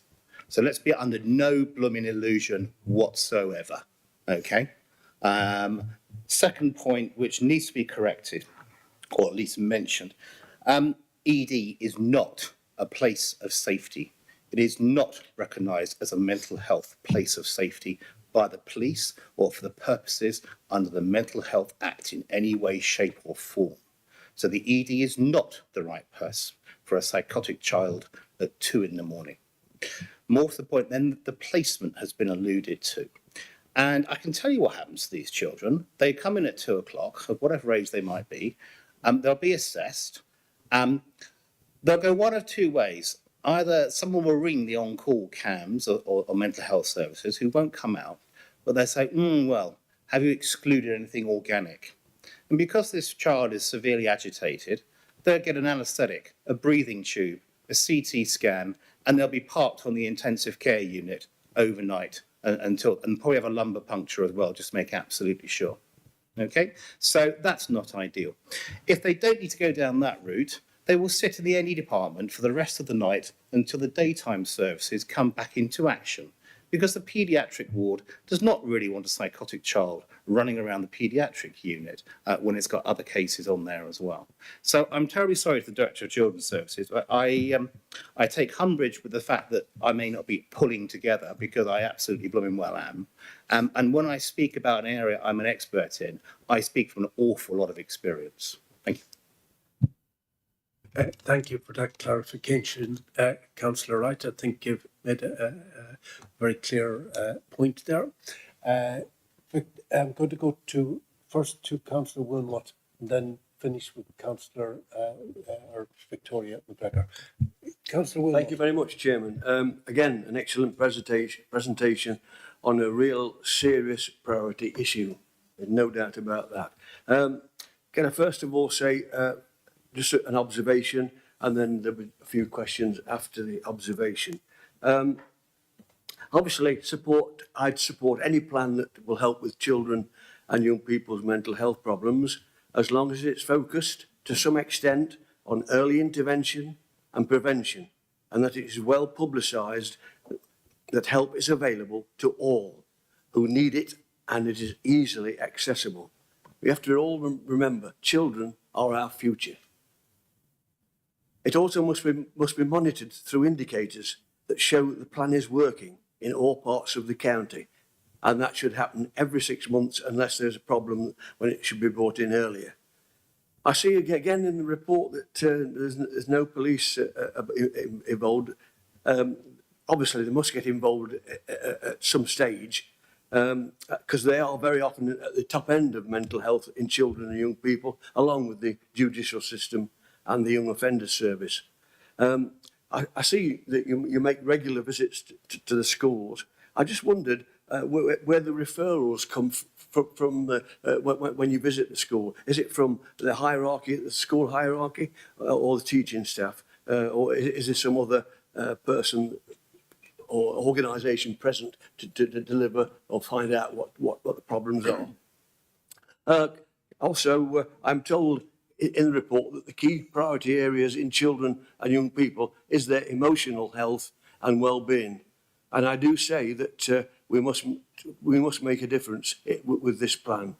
How are we going to be involved in the strategic pillars as far as families and carers are concerned? A very important part, and they must be engaged as children can feel cared for if some of these people have the ability or the knowledge to help them. And sometimes they have to talk to these people when professional help is not available. Thank you, Councillor Wilmot. Louise. Thank you for your observations and questions. So, firstly, just in terms of publication and publicising of the support that's available and the plans contained within this document.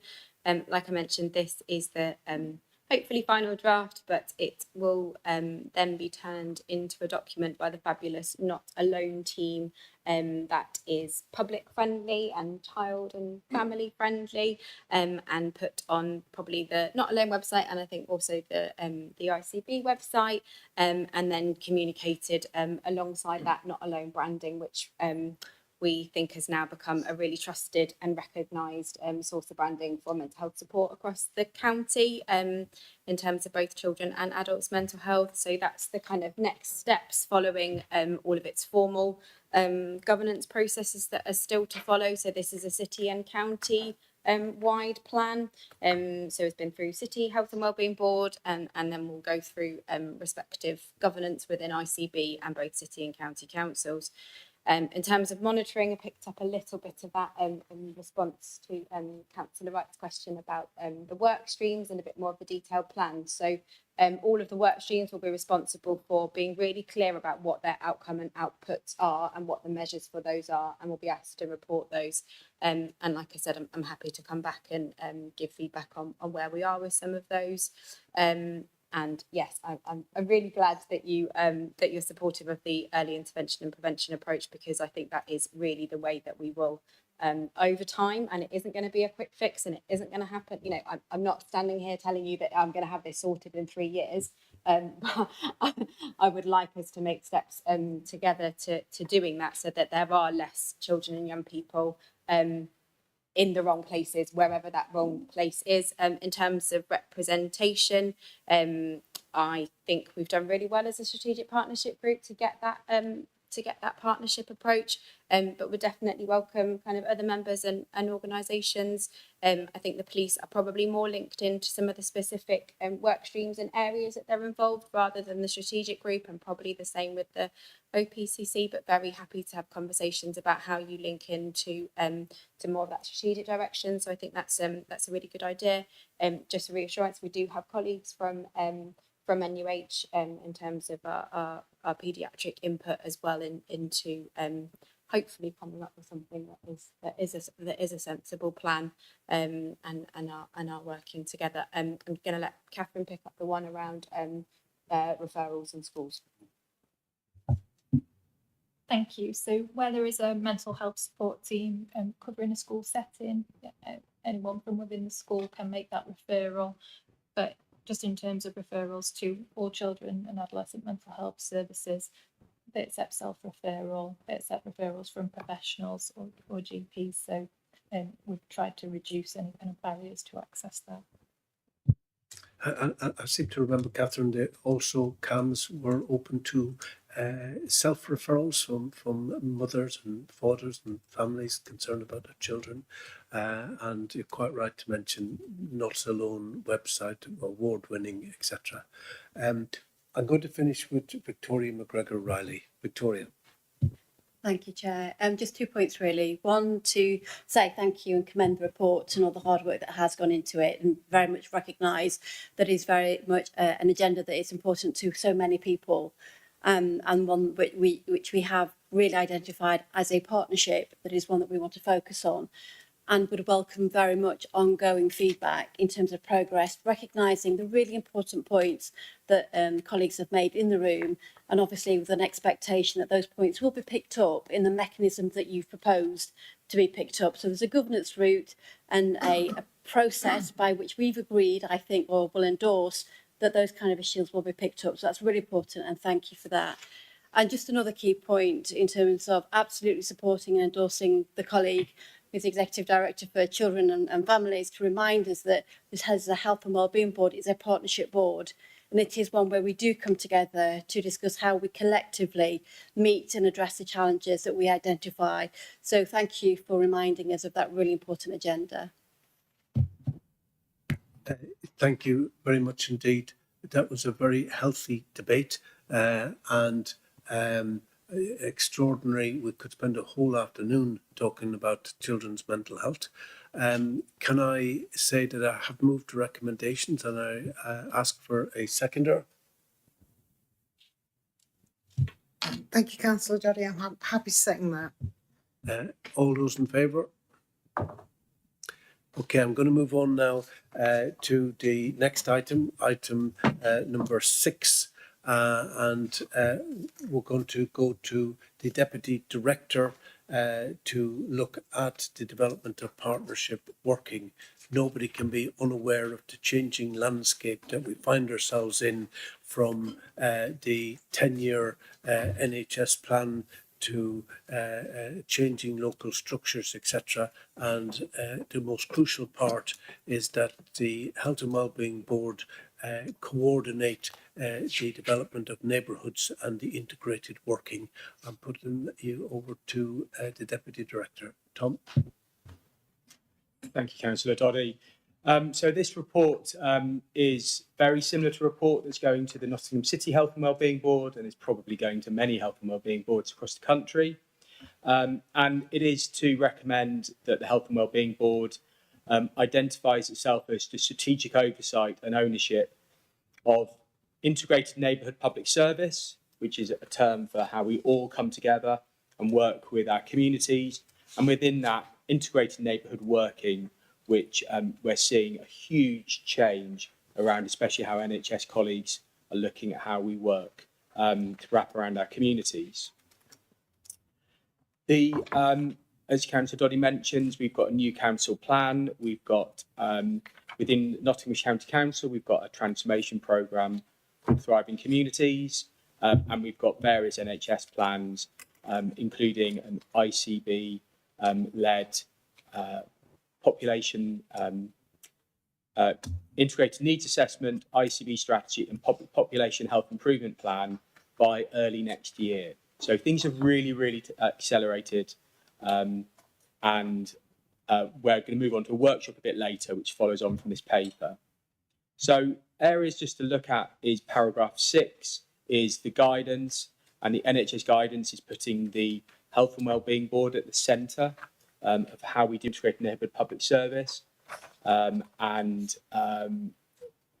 In paragraph 8, there's a need for us all to pull together, because at the moment there's so much happening. It's quite hard at times to keep up. So one of the recommendations is we have a strategic priority, which is here to have a working group underneath the Health and Wellbeing Board where we can pull all these plans together.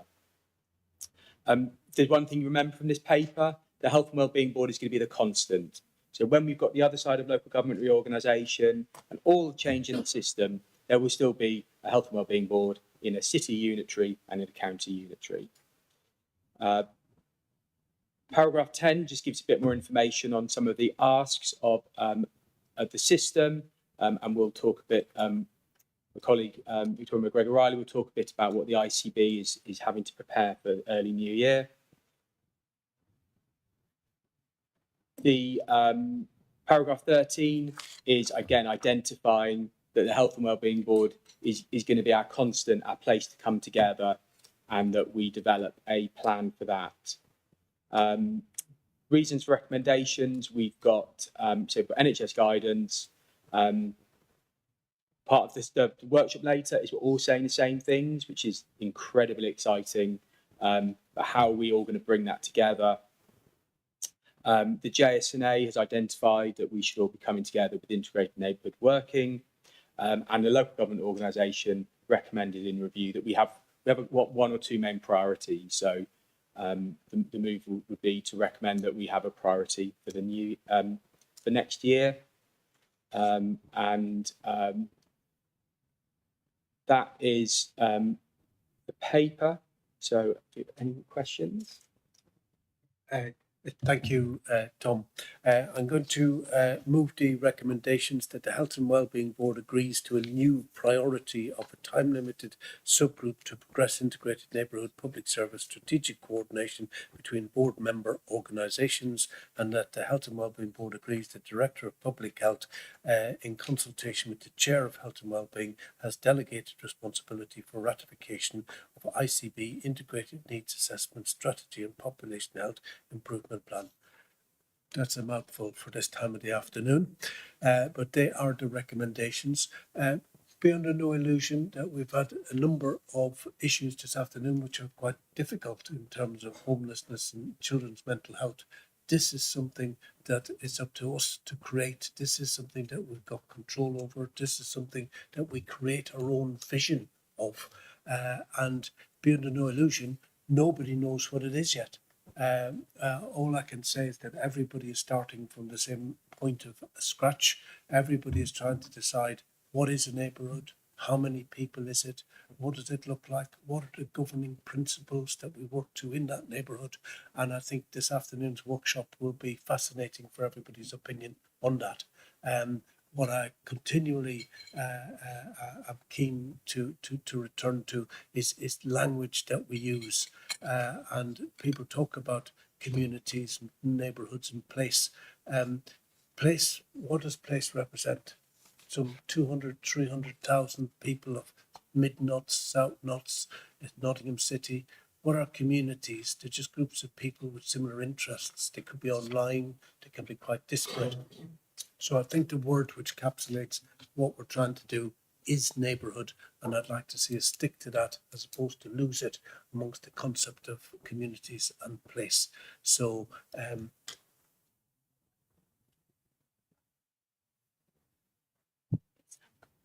Sarah, go ahead. Thank you, Jen. It's just a question. I will be voting for the subgroup. I just want to ask a question about membership of that it is a subgroup of the board, not of the council, and that we can have that open membership of anybody who's interested. Yeah, Tom. Yes, that's right. It's a subgroup of the Health and Wellbeing Board, and I say that's going to be our constant over the next 18 months. So if you are interested, please let myself know, and we'll be starting a membership group in the new year. Thank you. Victoria McGregor.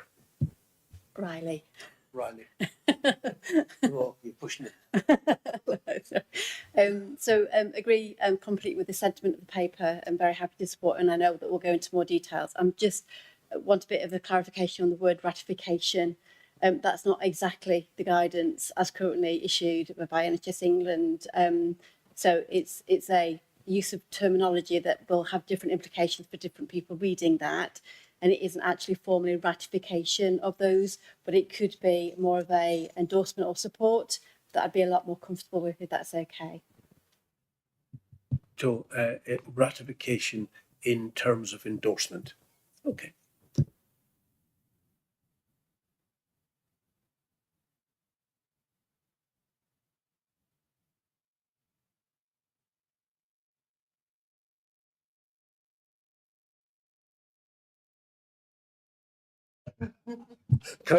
Thank you very much, Chairman. Again, another number of issues that need really addressing. Obviously, I welcome this report because partnerships are of very prime importance, and including the residents is a system that needs enhancing. Residents are the most important thing. That's what councillors are here for, to represent their people. They're not there to represent the council, although they are a member of the council. As I say, it's addressing the issues for our residents of the prime importance. And included in your report, it says the development of integrated neighbourhood working with the integrated care system is already supporting community integration through its place-based partnership. I just hope that we get more information on that, because when it's meeting, and also just to know exactly what it's meeting about, and this, that and the other. As I say, that we're already supporting improved outcomes. It's good to see that this INW has provided a focus on targeted interventions for people with complex needs. It also says in the report that the dual report aims to reduce pressure on the health and care services. By Ghana, that's a big issue to be able to help in that situation. I do hope, because at the present the service seems to be just struggling a little bit, it's the same as the NHS, overpowering work, too many people, unfortunately, not unfortunately, but luckily, living longer than they used to, and of course they need more help in keeping themselves well. I do hope we continue to promote early intervention and proactive prevention to improve outcomes and prevent crisis level care needs. More time needs to be put in targeting loneliness, dementia and stroke issues, and of course carers support. Do we realise that there's 1 million carers out there helping the families and other people for nothing, doing it for nothing? If that problem if it became a problem where people said, no, I'm not doing it anymore, the government would collapse, absolutely collapse. There's absolutely no doubt about that. And as I say, these people are working tirelessly to help others. As I say, are we actually addressing these problems that have, say, loneliness, dementia, stroke issues, and of course carer support. How much effort are we putting into helping these people? And as I say, without these unsung areas, heroes, the government would have a right problem on their hands. Now, we must improve outcomes for all our residents, and I hope this report just does that. But, you know, really, it's a serious situation we've got ourselves into, but and it needs addressing, and everybody's got to work together on this, because otherwise it'll be difficult to get on top of it. Thank you.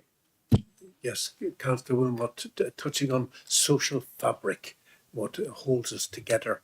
I think the opportunity to elaborate on all of the issues will be in the workshop, which is going to be just after 3 o'clock.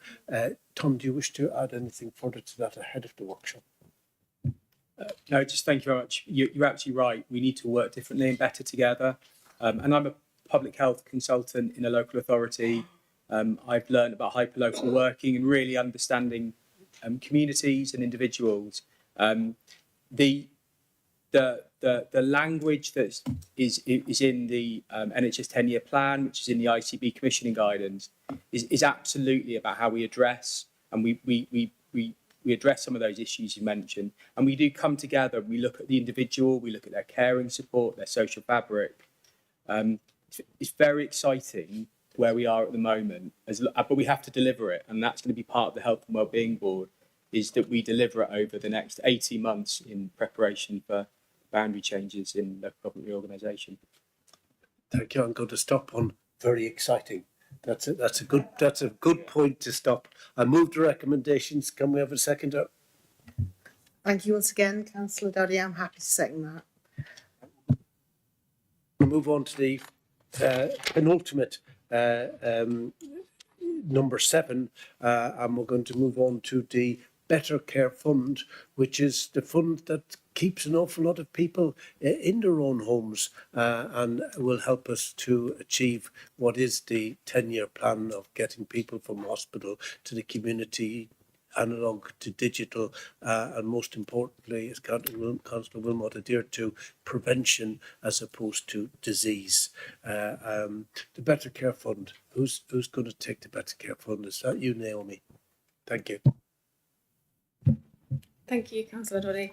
So this is the Better Care Fund Q2 performance report. So as you said, this is the national requirement at a Health and Wellbeing Board footprint to confirm our contributions and services that will support, in high level terms, avoiding admission to hospital and residential care, and to get people home and living independently as quickly as possible out of hospital. It's particularly in this financial year, very closely aligned with the integrated care strategy, and I'm to be fully expecting to next year it to align with operational plans, integrated neighbourhood team developments. That's all expected, and increasingly Better Care Fund reporting requirements are mirroring timelines for operational plans at a system level. So all of the metrics in this report align to our urgent care programme system metrics. The performance targets are aligned to our operational ambitions, and NHS England do triangulate, of course, across the Better Care Fund and wider submissions around system urgent care and residential care admissions. So go into the actual metric performance in the report. There's national issues with the BCF specific data, so that's where nationally they release data based on Health and Wellbeing Board footprints. I think luckily locally we're able to use our hospital reported data, so that's our SUS data it's called locally, and because of the makeup of our populations and hospital trusts, that gives us a pretty good accurate ability to identify whether we're on track for the 2 Health and Wellbeing Board reports. So for admission avoidance, we've reported not on track, but this is very slightly under our target, and again that's our operational target for avoiding admissions. I have had some feedback from NHS England to say that the August data has been just been made available, and this is tracking an improvement for admission avoidance. So I think that would say that probably August by Q2, I would expect it to be almost on track, and recognising we're now in Q3 and there are other issues to address. But Q2, very slightly below, supported, and just to mention some of the schemes within the Better Care Fund. So this is where our system contributions to the funds, things like our frailty work, long-term conditions work, our prevention, and our things like our 2-hour rapid response targets, and the pulling together of the local care together board. So we've got kind of that system site of how our schemes and services are supporting people to stay healthy at home and not be admitted unless they need to. And there is an appendix to this report which gives you a bit more detail about one of the schemes, which is the 2-hour rapid response, which is showing good outcomes in terms of clinical interventions at home to avoid an admission when people have things like a fall or UTIs and things like that. The discharge metric this year changed. It is discharge delay measurement from discharge ready to discharge date. Again, slightly below target, although we benchmark well on this particular metric locally. It's not so there isn't challenges, but we do benchmark well, and we're just below that sort of target at Q2. So just to give you a flavour, some of the work though to improve that position even further, because there is still system challenge around that. The trusts are completing internal audits, so that's really looking at the detail of their process from ward readiness to discharge through to planning someone's complex discharge if they need reablement out of hospital or a bed. So there's been lots of work to do that, and I would just pick up on the mention of carer support, because that's increasingly now involving hospitals looking at their response to carers and family members in the hospital in that process. So there's some really good work happening there, I think. It's starting to happen. And then also we just mentioned the P2, so that's our step down kind of nursing bedded reablement. There was some problems just in terms of a few of those were closed, but there is a plan to increase P2 capacity in this year's plan, and that's just been approved. I understand. And then residential admissions are on track to meet the goals. That's the kind of prevention work, and a lot of it's linked. Obviously, it's a linked outcome to ensuring people are re-abled effectively or avoided an admission to hospital. And then in terms of next steps, we've already, from a commissioning perspective and planning perspective, started to work ICB and local authority to refresh some of the scheme areas, just to make sure that we're aware of our sort of commissioning intentions at a high level on each scheme. We're looking at thematically grouping those potentially for next year so that they help us to understand how they connect. So the list of schemes you'll see in the annual plan will more direct. It would be easier to track against things like integrated neighbourhood teams and discharge supports. We're just going to sort of really look at whether we can do this better. And yes, in the 10-year plan, Better Care Fund we're expecting that to continue. It gets mentioned against the health and wellbeing boards. I believe that there's plans to hold a workshop in March time, whether that's being scoped maybe with the health and wellbeing board, just to pull in some of what you'll be talking about later around integrated neighbourhood teams, and making sure that's threaded through our BCF plan for next year. Stop there. Thank you, Naomi. I moved a recommendation to ratify the completed Nottinghamshire Better Care Fund 25-26 Q2 reporting template submitted to the NHS on the 11th of November 2025. And it should be quite an exciting workshop for the Better Care Fund next year. This is 128 million. And yet the work of it is the whole ethos behind the 10-year plan, keeping people in the community, managing multi-morbidities in people's own homes as opposed to in hospitals, etc. And that is the holy grail. And we can only see the work of the Better Care Fund expanding, particularly around the preventative agenda, because the money will have to come through some vehicle, and I think it would be great for it to come through the Better Care Fund. I'm going to open that up to Councillor Jackson. Thank you, Chair. I just wanted to clarify. I've not realised before. Can you hear me? Okay. So looking at the table with the metrics and the targets, the discharge delays doesn't have an age attached to it. So is that any delayed discharge, or does that also apply to a specific age group? I don't think I've noticed that before, which is why I'm asking. Mine, I think it's all adults, that one. So all adults? Yeah. Thank you. Councillor Wilmot. Thank you very much, Chair. This is something that I'm very, very interested in. Better Care Fund. I say I fully support the two national objectives of supporting the shift from tackling sickness to moving to prevention. As you know, prevention is my way forward on all the issues. And to support people living independently at home, which shifts away from that horrible thing of automatically sending patients to hospital, which many of them don't want to go there, and it really upsets them, and it makes them ill, more ill than they are, situation. The big problem is then the service available to patients who stay at home to convalesce. Families who want to help to keep their relatives at home will need help. They'll need some advice, and so it must be made available to them strongly, you know, because it's essential that things do happen in that way. As I say, and also the families who want to help to keep their relatives at home will need lots of help, including affordable home help. So some of the prices at the present time of some of the organisations I'm looking at is scandalous. You know, yes, they've got to make a profit, and I've got no problem about that. But doubling up on prices is not the answer. You know, and we've got to sort that out, really out. You know, and of course, I noticed that residential admissions are on track, but the cost of these care homes,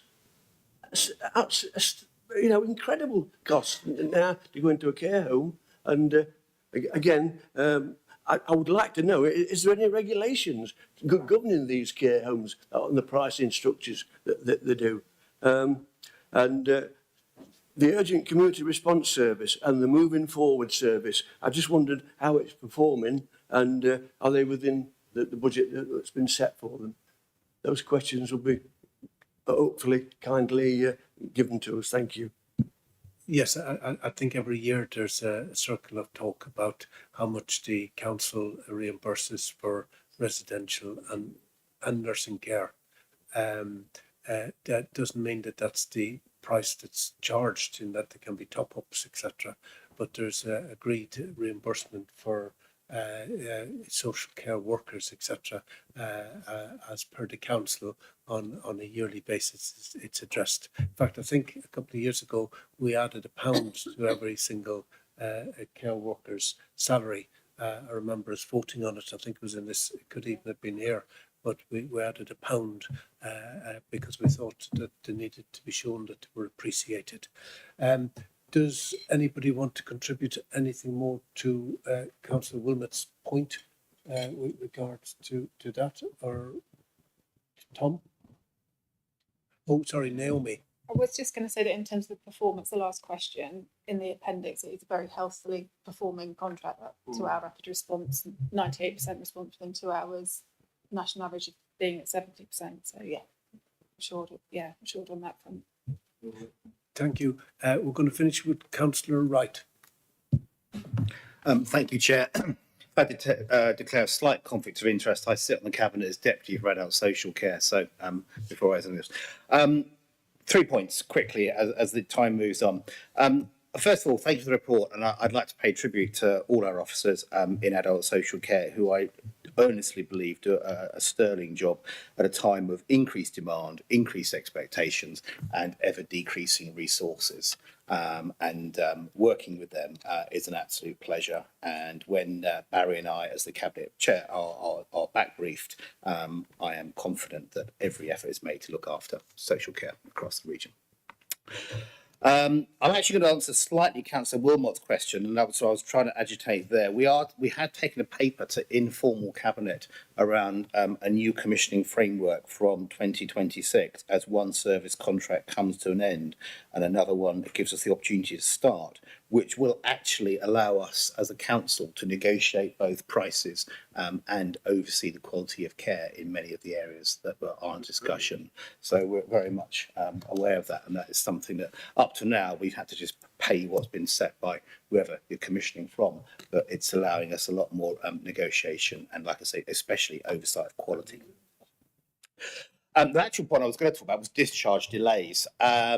Now, as a secondary healthcare consultant, when I first went into adult social care as a naive person, I thought all the issues with discharge delays were all adult social care, and they were just letting us down in the hospital massively. And obviously, my eyes were hugely opened.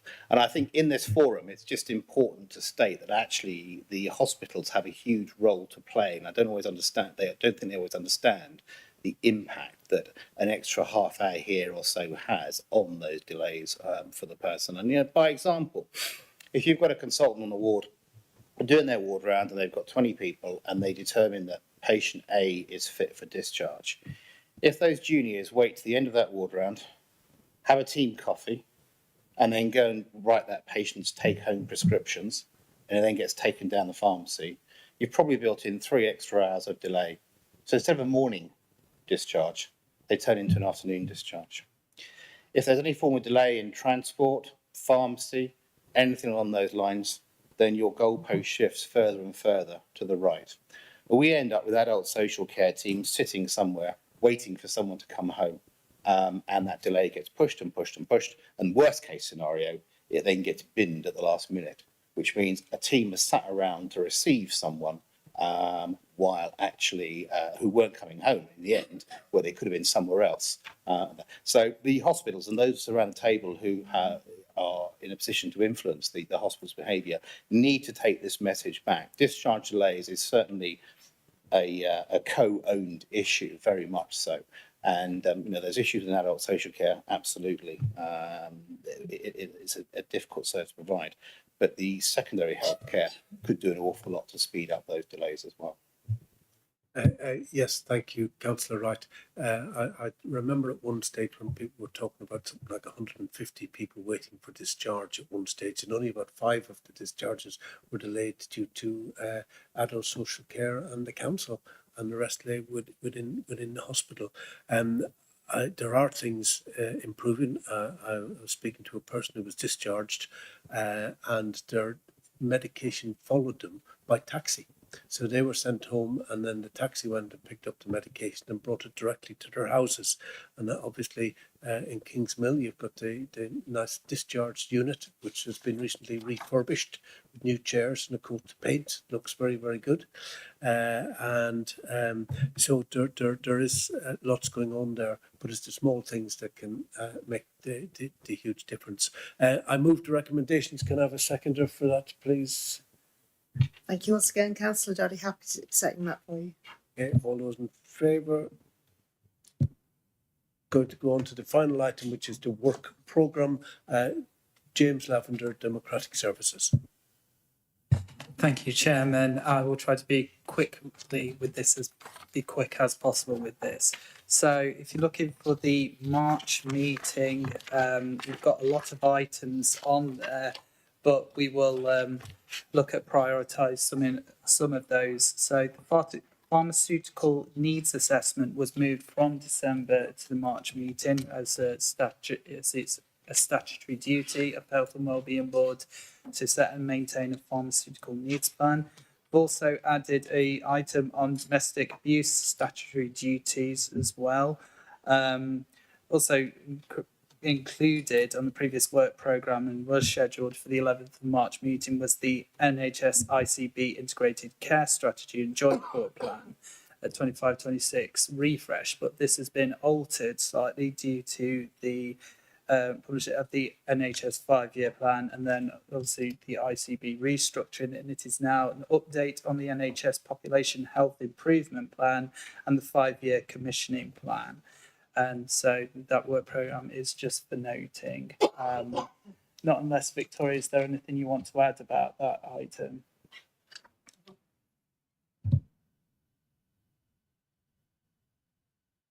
We'll settle for that. It's a changing.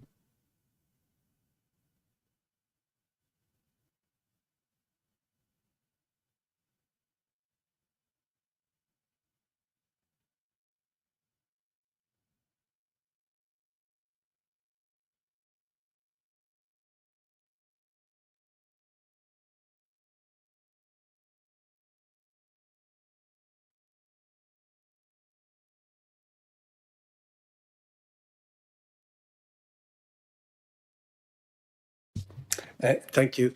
With that, I'm going to bring the first part of the meeting to a close, and thank you all very much indeed. We have run over by just over 10 minutes. I'm going to say if we could take a 10-minute break, get some coffee, get some custard creams. We're going to transform the scenery in here into a lovely atmosphere for having our afternoon workshop. I'll see everybody in 10 minutes. Thank you.